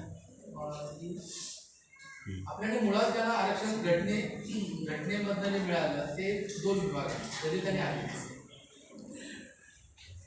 ओबीसीचं आरक्षण हे घटनादत्त नाही, ते स्टॅट्युटरी म्हणजे कायदेशीर आहे. आणि दलित आदिवासी आरक्षण हे कॉन्स्टिट्युशनल आहे. आणि त्यावेळेला 340 कलम माझी तरतूद करून म्हणजे 2 ह्या विभागाच्या बद्दल काही त्याला वाद नव्हते. कारण ते उघडपणे पिछडे हे सरळ त्याला आणखीन काय मापायची गरज पण नव्हती. दलित म्हणजे मागासे अगदी उघड आणि आदिवासी. ओबीसीच्या बद्दल तसं नव्हतं. आणि म्हणून म्हणजे तरतूद काय केली गेली की यासारखे जे अन्य कोणी मागास आहेत त्यांची तपासणी करून त्याच्याबद्दलचा अहवाल तयार करण्यात यावा आणि त्याच्या आधारे पुढच्या तरतुदी करण्यात याव्या असा तो 340 कलम घटनेचं सांगतो. त्याच्या आधारावरती स्वातंत्र्य मिळाल्यानंतर 1953 साली काका कालेकरांच्या अध्यक्षतेखाली पहिला मागासवर्ग आयोग नेमला आणि त्याने पहिला रिपोर्ट दिला मागासवर्ग यांच्याकडे. तो अंमलात आणला गेला. त्यावर एक भीती अशी होती की अंमलात न येण्याची त्याला की असं होतं की दलित आणि आदिवासींच्या बद्दलची पूर्ण स्पष्टता होती तशी ओबीसीच्या मध्ये नव्हती. ओबीसीच्या बद्दलच्या स्थितीपत्र. दुसरं ओबीसी सगळे गावगाड्याशी संबंधित आहे जे अस्पृश्य नव्हते. तेव्हा आपण खरा जो काही पुढचा जो न्याय करायचा असेल एकूण विकास तो बाकीचा सगळा आर्थिक औद्योगिक अमुक अशा मार्फत सगळं आपण दैर्य दूर करू. पण अजून जर आपण काही एक जर प्रकार जर आरक्षणाचा करायला लागला तर त्यातनं आणखीन जातीच्या काही जाणीव आहे जात जाणीव त्या आणखी वाढीला लागतात अशी भीती होती आपल्या राज्यकर्त्यांच्या मनात. आणि हे राज्यामध्ये मोठे लोक ते नेहरू होते काय बरेच म्हणजे सगळी मंडळी वल्लभभाई सगळी बडी मंडळी की जे काही आरक्षणाच्या विरोधातले लोक नाही जे लढले देशासाठी आणि त्यांनी केलं. पण असं म्हणलं की आहे प्रश्न की जे अगदी ब्राह्मण नंतर CKP अमुक लक्षात देतात तर जे ओबीसी जे आहेत ते त्यांच्यापेक्षा कमी आहे ते बरोबर आहे. पण हे आपण बाकीच्या विकास प्रक्रियेतनं त्यांची अवस्था दूर करायचा प्रयत्न करू. पण जातीच्या नावाने काही करायचं आरक्षण म्हटलं तर ते आणखी त्याला हे होतील. आणि नुकतीच फाळणी झालेली आहे. फाळणीच्या वेळेला आपण एक विभागणी केलेली आहे अशाला आणखीन विभाजनाकडे आपण जाऊया नको. आणि म्हणून तो काका कालेलकर आयोगाला कारण त्यांनी वेगळी दिली पण ते बांधून ठेवलं. नंतर 78 साली जनता पार्टीच्या कारकिर्दीमध्ये दिल्ली प्रसाद मंडल हे बिहारचे माजी मुख्यमंत्री त्यांच्या अध्यक्षतेखाली दुसरा मागासवर्ग आयोग नेमला गेला. त्यांनी आपला अहवाल 80 साली दिला. त्याच्यात त्यांनी 52% ओबीसी आहेत आणि त्यांना आताच्या रचनेप्रमाणे दलित आदिवासींना वगळून 27% आरक्षण 50%च्या मर्यादेत राहण्याच्या दृष्टीने द्यावा असा त्यांनी अहवाल दिला. फक्त आरक्षणासाठीचा तो नव्हता तर तो बाकीच्या पण जमिनीचं फेरवाटप निवासी शाळा अशा बऱ्याच गोष्टी ओबीसीच्या बद्दल आहेत. पण त्या हुशार मंडळीने त्याला हातच लावला नाही. त्या राजकारणाची खूप खेळी होती. आता त्यातनं चर्चेला जात नाही. त्या म्हणजे देवीलांनी बंड केलं होतं VP सिंगांच्या विरोधात. अशाला VP सिंगाने तो डाव तिथे टाकला आणि 90 साली ते मंडळाला म्हणजे 80 साली अहवाल आला तो तसाच ठेवला गेला. हीच कारण होती की आणखी जातीवाद गोकाळे वगैरे त्याला वेगळं कोणाचं म्हणणं असू शकतं. पण तो 90 साली VP सिंगांनी जाहीर केला. त्या देवीलांच्या आंदोलनातनं ते करा. त्याच्यातनं अडचण भारतीय जनता पार्टीवाल्यांची झाली. पण त्यांनी त्याच वेळेला खेळी अखिल हिंदू म्हणून बावरी मशिदीचा नारा दिला आणि त्याच्यावरती त्या सगळ्या माप त्या सगळ्या तो जे त्याच्यातला प्रकार आहे ते किती तुम्हाला तुम्ही किंवा त्याच्याबद्दल अधिक वाचा. पण 90 साली आला आणि त्याला कोर्टात चॅलेंज केलं. त्यातनं जो इंद्र साहनी नावाचा जो काही खटला आहे ज्या वकिलीबाई गेल्या कोर्टामध्ये त्याचा निकाल 92 साली आला. कोर्टाने काही त्याला स्थगिती दिली नाही पण 50% अट घातली आणि क्रिमिनल वगैरे सगळे प्रकार आणि 93 सालापासून त्याची अंमलबजावणी ओबीसीच्या आणि 93 साली त्यांनी 27% नोकऱ्या 50%च्या आत म्हणजे 15% दलितांना होत्या, आदिवासींना 7.5%, सगळ्या मिळून 23.5% आणि 50%च्या वर जाऊ नये म्हणून 50 मधनं 23.5 वजा केल्यानंतर ज्या राहतात 27 त्या ओबीसीला दिल्या गेल्या. आता ओबीसीच्या मध्ये एक अडचण तेव्हा यायची होती की दलित आणि आदिवासींच्या जातीच्या याद्या तयार झाल्या होत्या खूप जुन्या सायमन कमिशन पासून 1927 पासून त्या आणि 35 साली त्या याद्या दलित आदिवासींच्या नक्की झाल्या होत्या. ब्रिटिशांनी जी जनगणना 31 साली केली त्याच्यामुळे तसं ओबीसीचं झालेलं होतं. आणि त्यामुळे ओबीसीच्या याद्यांची जी अडचण आली ती घटना तयार करताना ओबीसीची यादी आपल्याकडं ही नव्हती तयार आणि आत्ताच्या ओबीसीची यादी जी जाहीर झाली ती 31च्या जनगणनेचा आधार घेतला. बोलता आलं ते तुम्हाला बोलता आलं 27% नोकऱ्या आल्या. राजकारण आणि शिक्षण सॉरी नोकरी आणि शिक्षण. राजकारणात ओबीसीला आरक्षण नाही कुठे विधानसभा आणि लोकसभा. पण वेगवेगळ्या राज्यांनी आपल्या अखत्यारीमधल्या स्थानिक स्वराज्य संस्थांच्या मध्ये त्यांनी ओबीसीला आरक्षण द्यायला सुरुवात केली. आपल्याकडे 93ला आरक्षण ओबीसीला आलं आणि शरद पवारांनी 94 साली महाराष्ट्रामध्ये ग्रामपंचायतीपासून म्युन्सिपाल्टीपर्यंत त्याला स्थानिक स्वराज्य संस्था होता त्याच्यात 27% आरक्षण ओबीसीला दिलं. तर 27% आकडा कुठला वरचा जो आला होता तो आकडा आहे आतापर्यंत चाललं होतं प्रकार. तो राज्याला अधिकार आहे वेळ राज्याने तो केला. आता ते एकदम गवळी म्हणून एक माणूस कोर्टात गेला आणि त्यांनी शरद पवारांच्या ध्यान निर्णयाला आव्हान तर आता मला कोणी आव्हान दिलं होतं म्हणून प्रश्न नव्हता आणि त्यांनी काय आव्हान दिलं तेच आहे काय म्हणतं सामाजिक मागासलेले आहेत का मागे आहेत का आणि त्यांचं पुरेसं प्रतिनिधित्व तिथे नाही. आता हे सिद्ध कसं करायचं प्रत्येक मतदारसंघात करायला समजा प्रत्येक किंवा ती समजा महानगरपालिका आहे मुंबई महानगरपालिका आहे तर मुंबई महानगरपालिकेमध्ये जर ओबीसीना जर आरक्षण ठेवायचं असेल जे आतापर्यंत होतं 27%, आता ते कोर्टानं स्थगित केले मला. तर मुंबईमध्ये सर्वेक्षण करायला गेले गर्दी नुसतं याने नाही आणि त्यातनं किती ओबीसी आहे हे काढायला लागेल आणि त्यांचं राजकारणामध्ये प्रतिनिधित्व किती आतापर्यंत आलं नैसर्गिक पद्धतीनं हे करायला लागेल आणि तो अहवाल कोर्टाला द्यावा लागेल की या कारणामुळे यांचं इथं प्रतिनिधित्व होत नाही आणि यांची इतकी संख्या इथे आहे त्यामुळे यांना एवढं आरक्षण पाहिजे. म्हणजे 70% असेल तसं नाही 20% असेल 22% असेल काही त्यातला असू शकतो असा द्यायला लागेल.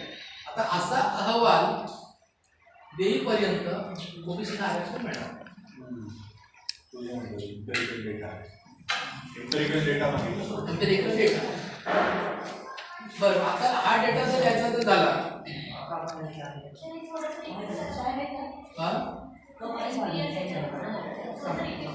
एम्पिरिकल याचा अर्थ प्रत्यक्ष नाही ओबीसी आरक्षण रिपीट करा म्हणता येईल. एम्पिरिकल आरक्षण जर याचा असा की असं प्रत्यक्ष सर्वेक्षण जे करून येतात ना नुसती त्याला शीतवर्ण भागाची परीक्षा असते ना तो आपला NSS प्रकार असतो नॅशनल सॅम्पल सर्वे ऑर्गनायझेशन केंद्र सरकारचं आता ते प्लॅनिंग कमिशनच त्यांनी काढून टाकलंय आणि बऱ्याच गोष्टी आहेत. पण नॅशनल सॅम्पल सर्व्हे ऑर्गनायझेशन, राष्ट्रीय नमुना पाहणी सर्वेक्षण अशी एक आपली संस्था आहे देशाची.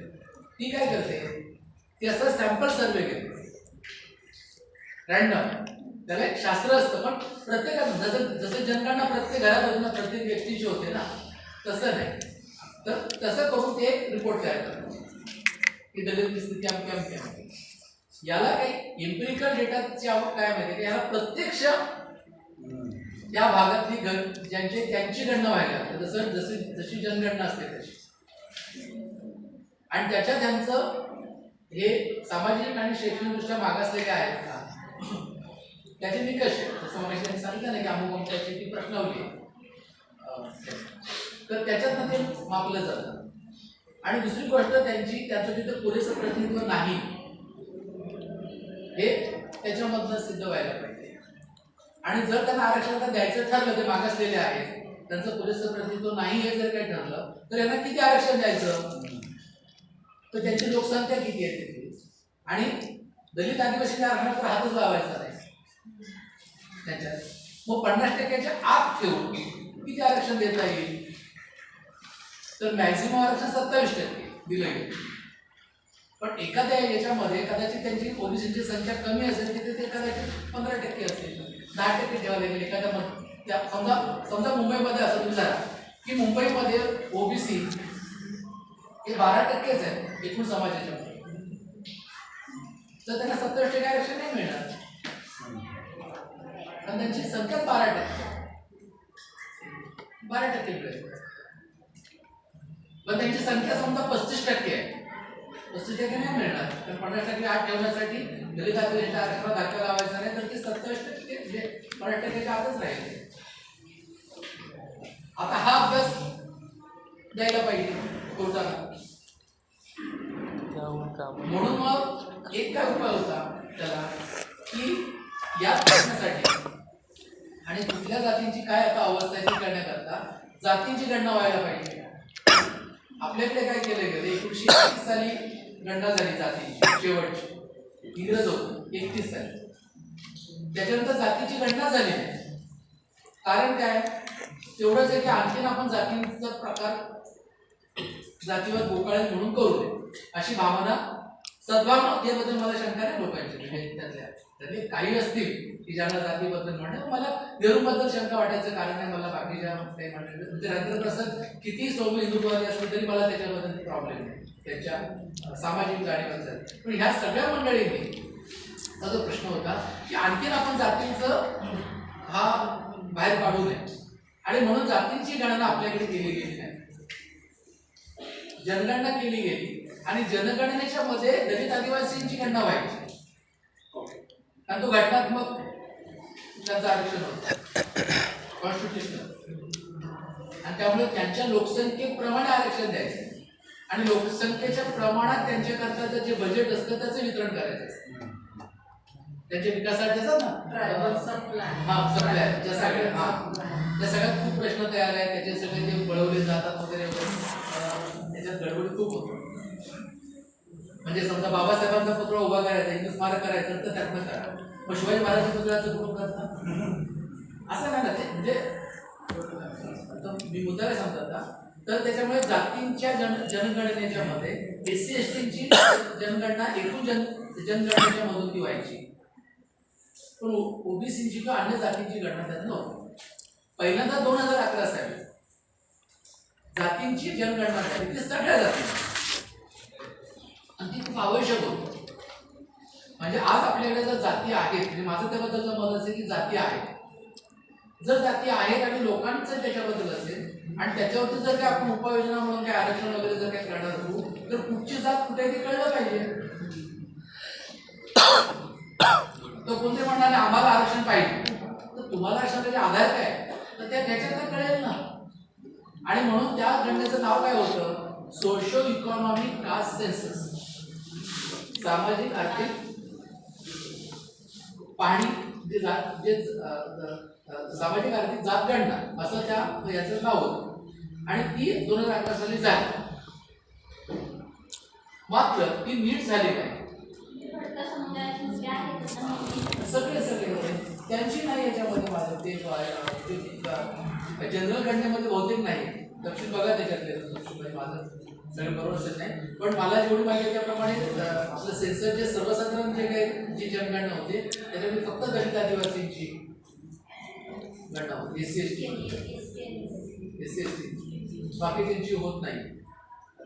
तर आता काय होईल, जे 2011 काय झालं की सगळ्यांचीच गणना केल्यामुळे त्यातनं भटके असते म्हणजे प्रत्येक जातीची होईल, पारध्यांची होईल, क्रामशांची होणार, जो जी जात चांगली ना त्याप्रमाणे त्या जातीची सामाजिक शैक्षणिक मागासवर्ग पण त्याच्यात आणि मग त्याच्यातनं काय काय कळू शकतं तर ब्राह्मणांची स्थिती काय, मराठ्यांची स्थिती काय, आमची काय. मग कुणीतरी एक 10% मराठा गरीब आहेत किंवा अमुक काहीतरी 1-2% ब्राह्मण गरीब आहेत म्हणून तो आता हे होत नाही. मग त्याच्याकरता त्या गरिबांसाठी वेगळ्या योजना केल्या पाहिजेत, पण जाती आधारित जे काही रिझर्वेशन असतात ती मात्र त्या विभागाला नाही देता येणार. किंवा असं होईल की ओबीसीच्या मध्ये खूप जाती आहेत पण त्यातली समजा एक जात दिशात आहे जी वलवण्याचं काम करते आणि दुसरी लिंगायत आहे.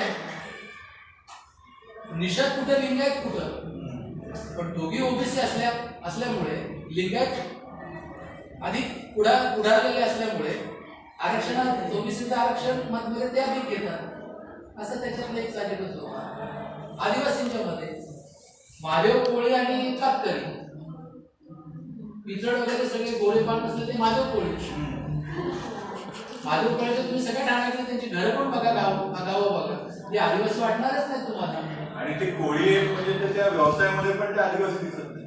हा तेव्हा हा एक कोळी वेगळा, मासे पकडणारा वेगळा आणि आता तर त्याच्यामुळे काय होतं की समजा आदिवासींच्या पण जर राखीव जागा असते त्याच्यामध्ये महादेव कोळी पुढे येतात, बाकीच्या आदिवासी बाजूलाच फेकले जातात, ते त्या क्षमतेत नसतात.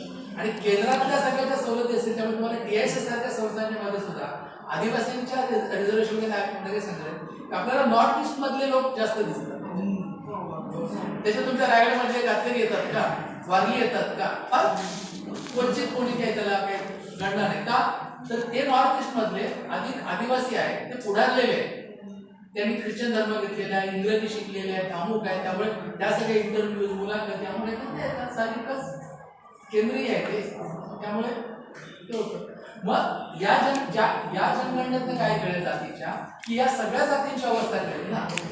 आणि मग कारण की या आदिवासींच्या मध्ये या जाती पण ह्या मागास आहेत अजून या मात्र प्रगत झालेल्या आहेत.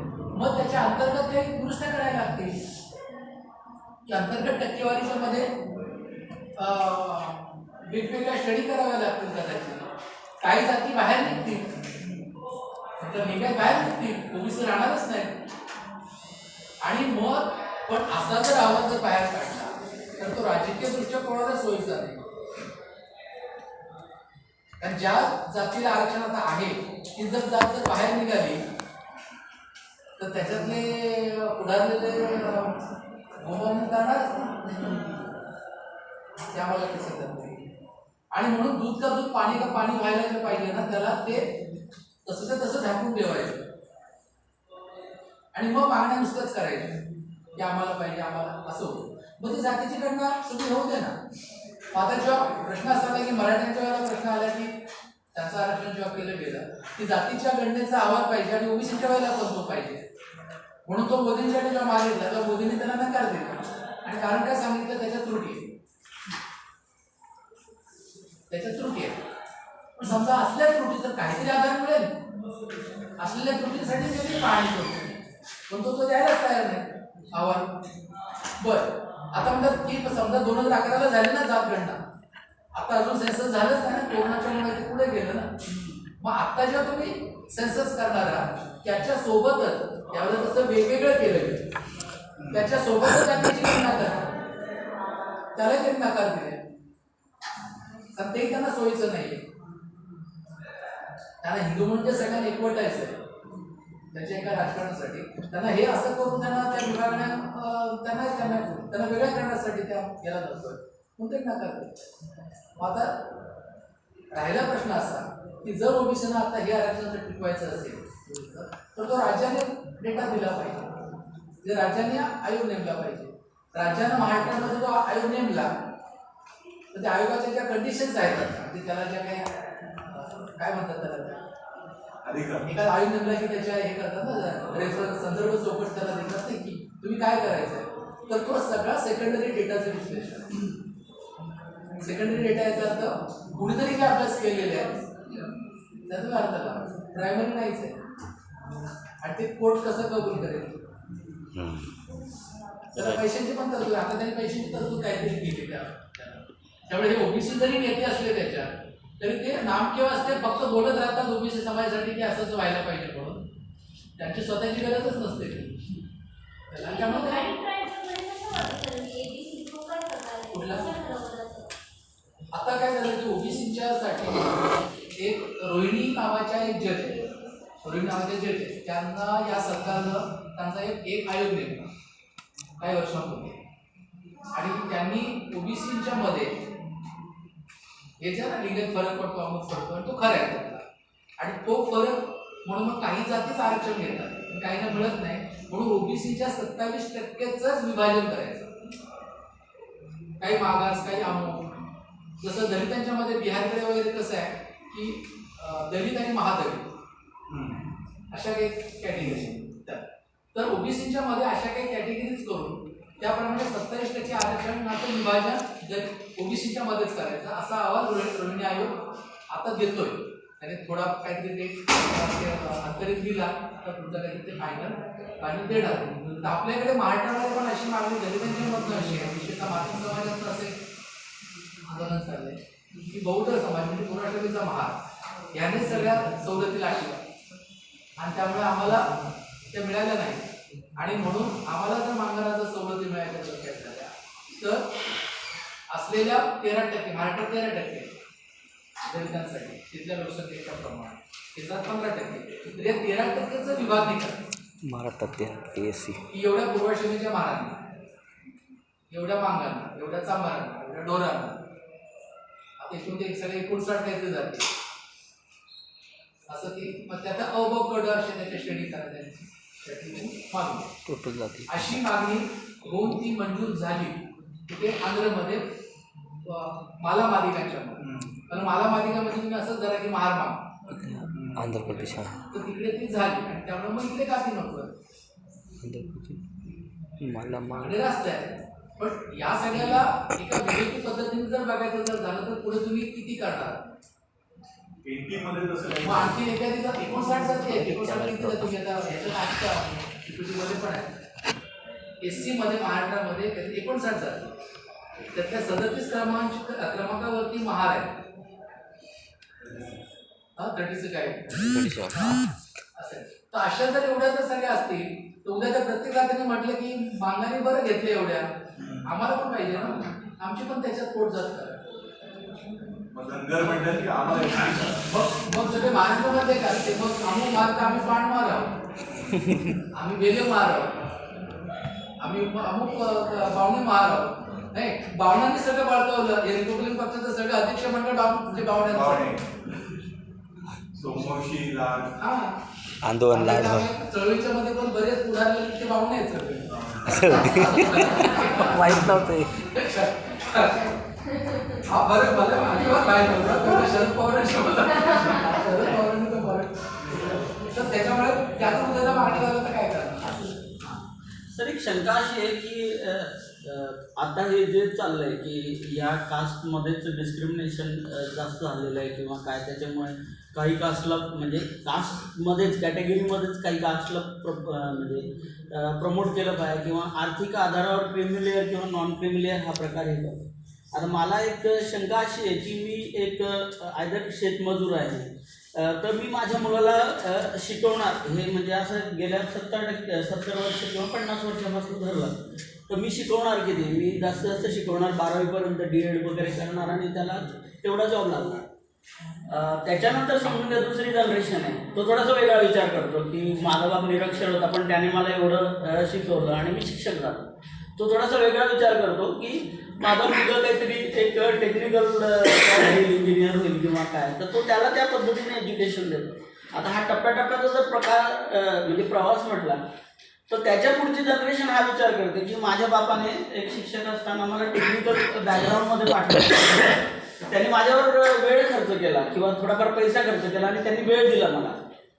तर त्याच्या पुढची जनरेशनचा विचार करणारा असा करेल की तो एक प्लेन टेक्निकल ग्रॅज्युएशन लेवलपर्यंत पोचला तर तो काहीतरी MS व्हावा किंवा मग PhD व्हावा किंवा मास्टर्स किंवा फॉरेनमध्ये जावा.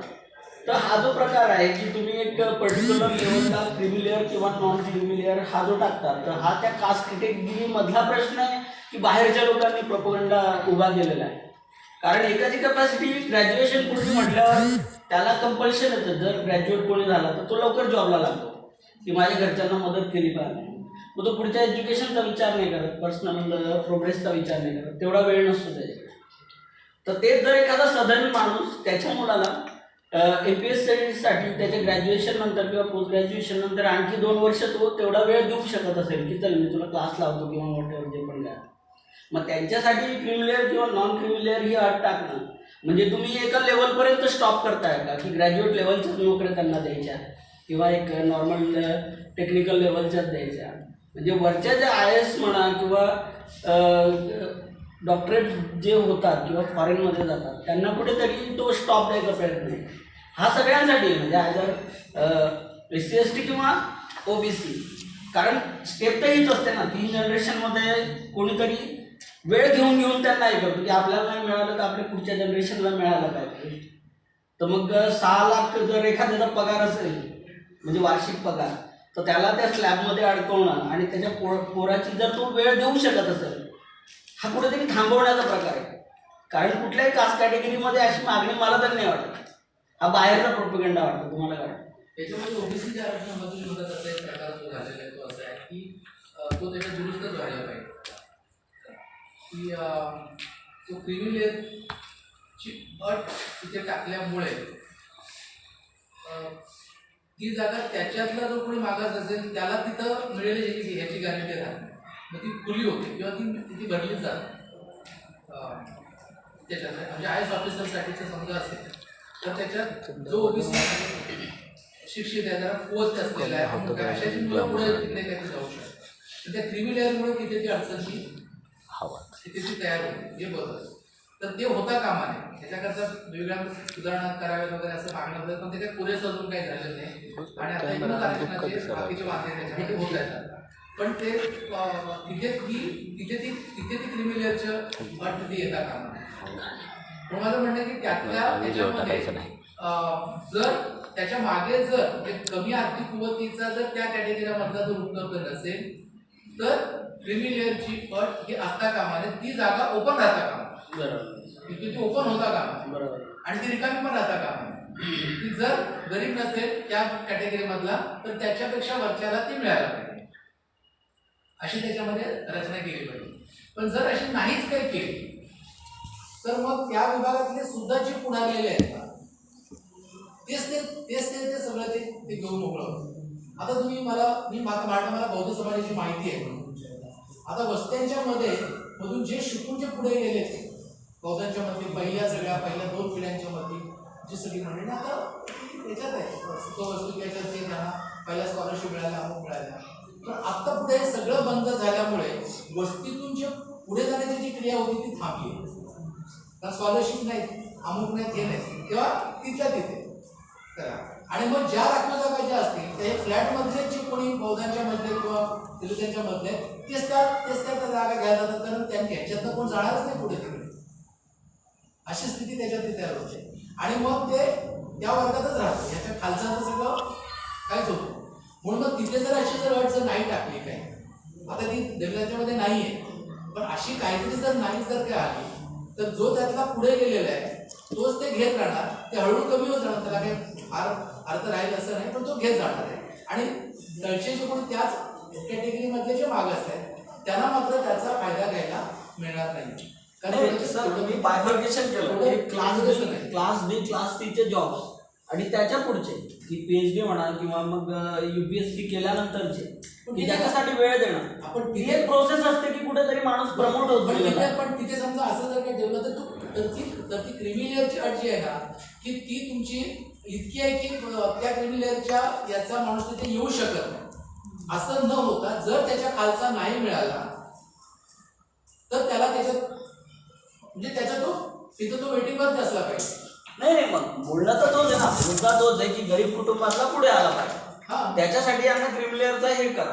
हा. मग तो जर पुढे जात असेल तर त्याच्या मागचा पण त्या एका प्रोसेसमध्ये पुढे येईल ना. बरोबर ना. पण त्याला आपलं हे कुठं बोलणं मला नाही कळत आहे की समजा जर मी जर समजा काही यांच्या समजा पुढे असेल आर्थिकदृष्ट्या, मला समजा आम्ही एका कॅटेगरीतले होतो तर माझ्यापेक्षा त्यांना प्राधान्य मिळायला पाहिजे. पण जर त्यांची जर तिथे उपलब्धता नसेल क्वालिफिकेशन काय वेगवेगळ्या कारणांच्यामुळे तर ते मला मिळायला पाहिजे. मला ती क्रिमिनल चार्टमुळे त्यातनं पूर्णपणे बाजूला काढलं जातं कामा नाही. तेवढे तर कॅन्डिडेट असतात सर, असं तर होणारच नाही की त्याच्या मागे होतं ना. वरच्या ज्या पोस्ट आहेत ना त्याच्यामध्ये तसं होतं आणि वेगळ्या कारणाने बाजूला काढलं. हा ते कारण देऊ शकतात तसे. आता मी एज्युकेशन सिस्टम पासून सांगतोय. आयएस ऑफिसर्स मध्ये 15% दलित पाहिजेत. आयएस ऑफिसर 15% दलित नाहीतच. रिक्रुटमेंट पुढची स्टेप आहे सर, हे एज्युकेशनची प्रोसेस तुम्ही सगळ्यांचीच करणार ना. मग तुम्ही दलितांचे 15% का नाही भरतात त्याच्यात? ती तर कॉन्स्टिट्युशनल आहे. मग सांगा की त्या क्षमतेची माणसं मिळत नाही. कारण शेवटी असं त्याच्यातलं आहे अट काय आपल्या याच्यातली कुठलं कलम देखील काय करतात की त्या तिथल्या व्यवस्थेला त्या कार्यक्षमतेला धक्का बसणार असं रिझर्वेशन आहे. म्हणजे कार्यक्षमता त्याच्यात धोक्यात येणार आहे. म्हणजे मी कमी कुवतीचा माणूस आहे किंवा कमी गुणांचा आहे रिझर्वेशन म्हणून त्याला तिथे का असं नाही होत. त्या एका पोस्टची किंवा त्या ठिकाणी त्याची एक क्षमता असते. त्याच्यामुळे त्या क्षमतेला बाधा न येता ते आरक्षण आणायचं अशी ती तरतूद आहे. त्यामध्ये या क्षमतेचा माणूस नाहीये. शाळांच्या मध्ये पूर्वी होतं, मी सुद्धा शिक्षक होतो शाळेत, तर आम्हाला काय म्हणते की इंग्लिश घ्यायला दलित मिळतच नाही आणि म्हणून ती जागा ओपन मधनं टेम्पररी वर्षावर्षी करायचे आणि पुढच्या 5 वर्षांनी ती जागा ओपन करायची. कारण इंग्लिश मधला कॅन्डिडेट मिळत नव्हता असं नाहीये, मिळत नव्हता. पण नंतर जाणीवपूर्वक करायचं की हा त्या क्षमतेचाच नाही. आम्ही घेतलं लेसन घेतलं पण हा लेसन मध्ये नाही इंग्रजी तो घेऊ शकत. आम्हाला इंग्रजी शिक्षक पाहिजे. जॉब रिक्रुटमेंट सोडून मी एज्युकेशन प्रोसेस म्हणतोय सर. एज्युकेशन पण एज्युकेशन मध्ये पण तसं का असू नये की तो क्रिमिलेअर त्याला बाहेर काढणारा असता कामा नये. तर तो प्राधान्यक्रमावरती ठेवा. म्हणजे त्या जागा त्या कॅटेगरी मधल्याच अधिक आर्थिकदृष्ट्या दुबळ्यांना मिळाल्या आणि जर ते उपलब्ध नसतील तर त्याच्यावरच्या अशी काही रचना करा. पण त्या रचनेबद्दल त्या कॅटेगरीतले लोकही बोलायला तयार नाही. हा तर कारण ते जर बोललं ना तर तो धर्मद्रोह व्हायला किंवा त्या जातीशी द्रोह करायला. ही सभात अनुभवलंय ते बडे म्हणजे आपले सगळे असं का असू नये. तर हे आपल्याकडनं ह्याची वाच्यताच करता कामा नये. अरे वाच्यताच करता कामा नये. ते पुढे सगळंच बंद होणार आहे जर असे केलं. आणि किती समाजाचा रोष तयार होतो. कारण तुम्ही शेवटी त्यांना पटवून द्यायला काहीतरी तुमच्याकडे पाहिजे ना आर्ग्युमेंट. ते पटत नसेल गोष्ट वेगळी पण आर्ग्युमेंटच नाही तर काय. तर म्हटलं तुम्ही तुमच्या अंतर्गत न्याय का नाही करत आहात? काम का नाही करत आहात? जे गेले ते गेले पुढे. पण हे खूप सिरियस ऑब्झर्वेशन आहे की नवीन पिढी तयार होत नाही आरक्षणाची लाभार्थी. आधीची लाभार्थी पिढी दुसरी पिढी सगळं घेते. त्यांची क्षमता तर ओपन मध्ये आहे ते सगळं करतायत असं होतं. तर त्याला ह्या सगळं आता एवढ्या वर्षात आपल्या कळणार आपण काही बाबतीत त्याचं पाहिलं. बाकी तुम्ही आता तर वाचा ते नंतर पीपीटी बघा. माझी काही त्यातले व्हिडिओज आहेत वेगळी सत्र घेतलेली आहेत ती तुम्ही सत्रही त्यातनं बघा. मी काही लेख लिहिले माझं मी सांगतो. बाकीचे तुम्ही आणखीन खूप गोष्टी तुम्ही वाचा. त्या खरी न्यायाची नीती नावाचं हेदी फडकेंचं एक पुस्तक आहे. त्यांनी खूप आरक्षणाचा आढावा खरी न्यायाची नीती ते आहे. त्याच्यात तुम्हाला मिळेल वेगवेगळे तुम्हाला लेख लिहिले त्याची काही काही भाषणं आहेत ती बघा त्याच्यातून. ते तुम्हाला त्यातनं हा अभ्यास केला पाहिजे. आणि बाकी तुम्ही पुन्हा पण या विषयावरती आणखी जेव्हा संधी मिळाल तेव्हा बोलू. पण तुम्ही माझ्याशी बोलणं किंवा बोलू शकता. काय करणार तर हा विषय आपण त्याचा थांबूया. सर ते एक प्रश्न त्यांचा राहिला आहे की ते जे बोलले की मराठा आरक्षणासंबंधित जेव्हा विषय निघाला होता की आरक्षण घेणारेच म्हणत होते की तुम्ही मराठ्यांना आरक्षण द्या, आम्हाला काही प्रॉब्लेम नाही. नंबर त्यांचा एक प्रश्न. आणि त्याला जोडून मला एक प्रश्न विचारायचा वाटतं की आता हे ओबीसी आरक्षणाचा विषय चालू आहे किंवा मराठा आरक्षणाचा विषय चालू आहे, धनगर आरक्षणाचा विषय चालू आहे. हे सगळं चालू असताना खाजगी क्षेत्रातल्या आरक्षणावर एकही चिकार शब्द काढायला कुणी तयार नाही. मग याचं काय? तो आपण काढला पाहिजे ना. तो लोकांना म्हणलं बरोबर सरकारी नोकऱ्या जर एवढ्या तंत्रावर राहत आहेत, खाजगी क्षेत्र वाढले, तर त्याचं काय करायचं? मनमोहन सिंगांच्या वेळेला तो विषय आला. ओके. मनमोहन सिंग काय स्वतः बाजूला नव्हते, पण मनमोहन सिंगांनी कमिटी नेमली हां त्याच्यामध्ये, आणि कमिटी नेमून खाजगी क्षेत्राच्या आरक्षणाची चर्चा त्यांनी सुरू केली. मला वाटतं मायावतींनी पण त्याला सुचवलं दिलं होतं, मायावतींचं खाजगी याच्यामध्ये आरक्षण असायला पाहिजे. पण मग आता त्याची काय चर्चा करतात की खाजगी क्षेत्रामधले आता अनेक देशांच्या मध्ये अमेरिकेमध्ये वगैरे तिथे पॉझिटिव्ह डिस्क्रिमिनेशन नावाची संकल्पना आहे. कारण त्याच्याकडे थेट आरक्षण नाही, पण त्यांच्याकडे ज्या कंपन्या आहेत ना खाजगी अशा, त्या कंपनीला वेगवेगळ्या सवलती किंवा वेगवेगळी काय भांडवल देत असताना रेटिंग वगैरे मिळतं. रेटिंग अफर्मेटिव्ह ऍक्शन म्हणतात. रेटिंग त्यांचं असतं की मग तुम्ही तुमच्याकडे किती कल्लड लोक आहेत, म्हणजे किती गौरेतर आहेत, किती स्त्रिया आहेत, असं ते केलं जातं. तसं आपल्याकडच्या सुद्धा या सगळ्या कंपन्यांना तुमच्याकडे दलित किती, आदिवासी किती, भटके किती, अमका किती, स्त्रिया, अशा गोष्टी त्यांनी त्यांच्या रिपोर्टमधनं आल्या पाहिजेत. तेवढं त्यांचं रेटिंग करून त्यांना ज्या काय सगळ्या सवलती मिळतात किंवा ज्या वेगवेगळ्या काय तरतुदी असतात त्या मिळतील असं करायला पाहिजे. आता या बाबतीची चर्चा केली पाहिजे ना. पण होतं असं त्यातलं की या सगळ्यांच्या हातामध्ये माध्यम आहे, आणि त्या माध्यमाच्यामुळे ज्यांना खासगीकरण हवं आहे ते त्याबद्दल आवाज उठणार नाही असं बघतात. आणि सर्व जातीमधले जे आर्थिकदृष्ट्या पुढे आलेले राष्ट्रवादीपासून सगळे, त्या सगळ्यांना त्यांनी विकत घेतले किंवा ते त्यांच्याशी हातात हात घालून, आणि त्यामुळे त्यांना ते नको. त्यांनी जसं म्हटलं की दलित एखादा अगदी झोपडपट्टीतून आला, तो नंतर काय नगरसेवक झाला, आमदार झाला, खासदार झाला, त्यांनी संस्था काढली, मग त्यांनी ती विनाकारण काढली, तर तो काय दलिताला ऍडमिशन काय देत? तो परत खाजगीकरणाचाच करता होतो, कारण त्याचा वर्ग तिथे यायला, तो काय जातीचे म्हणून काय घेत. मग जर मराठ्यांच्या संस्था आहेत ना सगळ्या, आमच्या पाटील तंप्या वगैरे त्या सगळ्या, मग त्या सगळ्या विनानंतर मध्ये गरीब मराठ्याला का नाही प्रवेश मिळत? म्हणजे माझ्या गावात शेजारचं समजा सांगलीचं कॉलेज आहे, ते विनानंतर त्याच्यातून तिथं मला प्रवेश नाही, तिथं कुठला तरी 50 मधला पोरगा येतो आणि 20 लाख रुपये देतो आणि ऍडमिशन घेतो. हे का? मग पहिला मोर्चा त्याच्यावरतीच काढते त्या आमच्या पाटलावरती जी कॉलेज आहे त्यांची, ते का नाही करतात? आमचं दंत विद्यालय किंवा दंत महाविद्यालय आणि त्याची फी काहीतरी 70 लाख, मग इथलं मराठा काय जात नाही, मॅनेजमेंट मराठ्यांची का होत नाही त्या याच्यामध्ये? ते माझ्या स्वतःच्या आमच्या एका मैत्रिणीच्या बद्दल ती मराठा होती आणि झाली 10 वर्षापूर्वीच हे आहे. आणि KM मधल्या मेडिकल कॉलेजमध्ये एका दलित मुलाला काहीतरी 85% होते, पण कट ऑफ लाईनच काहीतरी 86ला झाल्यामुळे त्याला मिळाली. तुमचा बौद्ध होता, पण 85% त्याला मेडिकलला ऍडमिशन नाही मिळालं. आणि हा जो मुलगा होता आमच्या मैत्रीचा मुलगा, त्याला तर काय 65% मराठा, त्याला तर मिळण्याची शक्यताच नाही.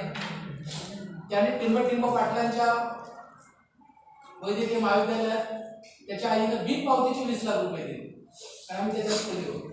त्याला तिथे प्रवेश मिळाला, तो डॉक्टर झालाय, आणि तो गौतम मुलगा जो 85% वाला तो डॉक्टर होऊ शकला. याचं काय करायचं? काय करायचं? कारण ह्याच्याकडे पैसे होते म्हणून, ज्याच्याकडे तुम्ही पैशाने सगळं विकत देताय, मग तुम्हाला जर गुणवत्तेचं पडले की आरक्षणामुळे गुणवत्ता धोक्यात येते, तर मग पैशाने कशी काय येते? तुझ्या गावाशी तुम्ही मला म्हणतो ना की आम्हाला ती ह्यांना आरक्षण मिळतं आणि ह्यांना 40% मिळतं, मला 70% असं सुद्धा मिळत नाही. अरे तुझ्या गावाशेजारी जे तुझ्या जातवाल्यानं काढलेलं कॉलेज आहे, तिथे जी देशभरची पोरं शिकायला तर त्यांचे मार्क्स काढले किती आहेत ते, आणि त्यांना तिथे प्रवेश कसा मिळाला? आता त्यांनी 60 लाख घातले, 70 लाख दिले, 1 कोटी दिले, मग तुला काय? मग त्याच्याबरोबर काय म्हणजे काय बोलत तू? इथं कुठं गुणवत्ता आहे? आणि तुला दिसतं तिथला ओबीसी, तुला दिसतो तिथला आदिवासी, तिथला भटका दिसतो किंवा तिथल्या एखादा कांबळे दिसतो, म्हणजे बघ ह्यांना हे मिळाले म्हणून. अशी उदाहरणं तिथे तुम्ही करा की त्याच्या तुमच्या तिथल्या प्रत्येक जिल्ह्यात आता ही स्थिती आहे ना विनाअनुदानित कॉलेजांची. अशा चर्चा वेगवेगळ्या प्रकारे जरा डायव्हर्सिफाय करणं किंवा अशा करून तुम्ही करा आणि त्यांनाच एक्झरसाइज द्या करायला. असे जे कोणी करणारे ते असतात किंवा मिळून करूया की काय स्थिती आपल्याकडे ती बघूया आणि त्याच्यात नाही हो नाही तर हे असे जे सगळे जे प्रश्न जे आहेत ते तुम्हाला तुमच्याच विरोधामध्ये करायला जरा सर आता तिथे आता सांगते का आता धनगरांचं आरक्षण काय माहिती आहे धनगरांना महाराष्ट्रामध्ये 3.5% आरक्षण खास धनगर जाती आता त्याला पण कुठेतरी चॅलेंज देऊ शकतो की अशी जातीची कॅटेगरी नाही होत जातींच्या समूहाची आता दिली ते गोवाऱ्यांचं पण झालं ना त्यांनी ते एक झालं म्हणून झालं धरलं कोणी आपण बोलत नाही ठीक आहे जाऊ दे ना काय धरलं एवढा तो पण कोणी काय जसं त्या गवळी नसल्या गेला तर ते स्थानिक स्वराज्य आरक्षण ओबीसीचं चालू असतं आता सगळ्या देशभरचं बंद झालेलं एक माणूस उठला त्याने झालं आता याचं मध्य प्रदेश आहे ना त्याचा मोदीची आता गडबड झाली की काय करूया कसं करूया म्हणजे त्याचा प्रयत्न चालले सगळे त्याला तर मुद्दा असं त्यातला की धनगरांचं आरक्षण करणं इथे आहे धनगरांना आरक्षण पाहिजे आदिवासी एसटीच्या का हवंय जास्त सुविधा आणि जास्त नाही कारण त्याच्यामधलं आहे आपल्याकडे सगळे धनगर वगैरे सगळे जेवढे भटके वगैरे सगळे हे सगळे ओबीसीच्या मध्ये गेले आहे ओबीसीना राजकीय आरक्षण नाही विधानसभा आणि लोकसभेच्या आदिवासी नाही धनगरांच्या मधले जे पुढारलेले महाराष्ट्रामध्ये मराठा माळी वंजारी धनगर या जाती जमीनवाले पुढारले म्हणजे शरद पवारांशी टक्कर देणारा धनगर असतो तुमच्याकडच्या लोकांना माहिती अशा सगळ्या त्या आहेत आता या लोकांना काय हवंय त्याच्यामध्ये धनगर जर आदिवासींच्या मध्ये आले तर असे आरक्षण मिळतं जागा तर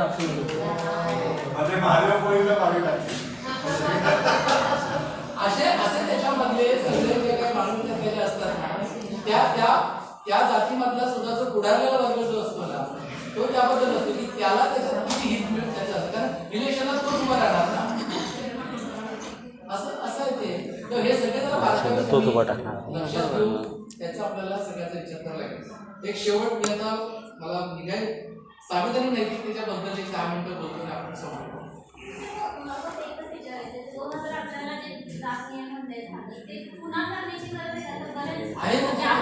झाले का तर 10 वर्ष होऊन गेले ना तो दावा आला नाही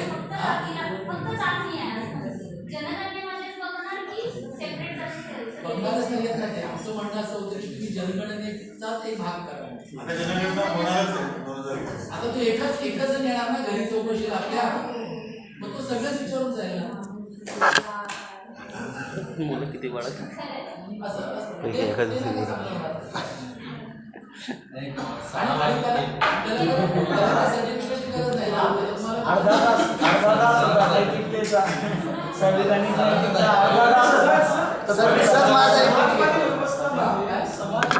माझा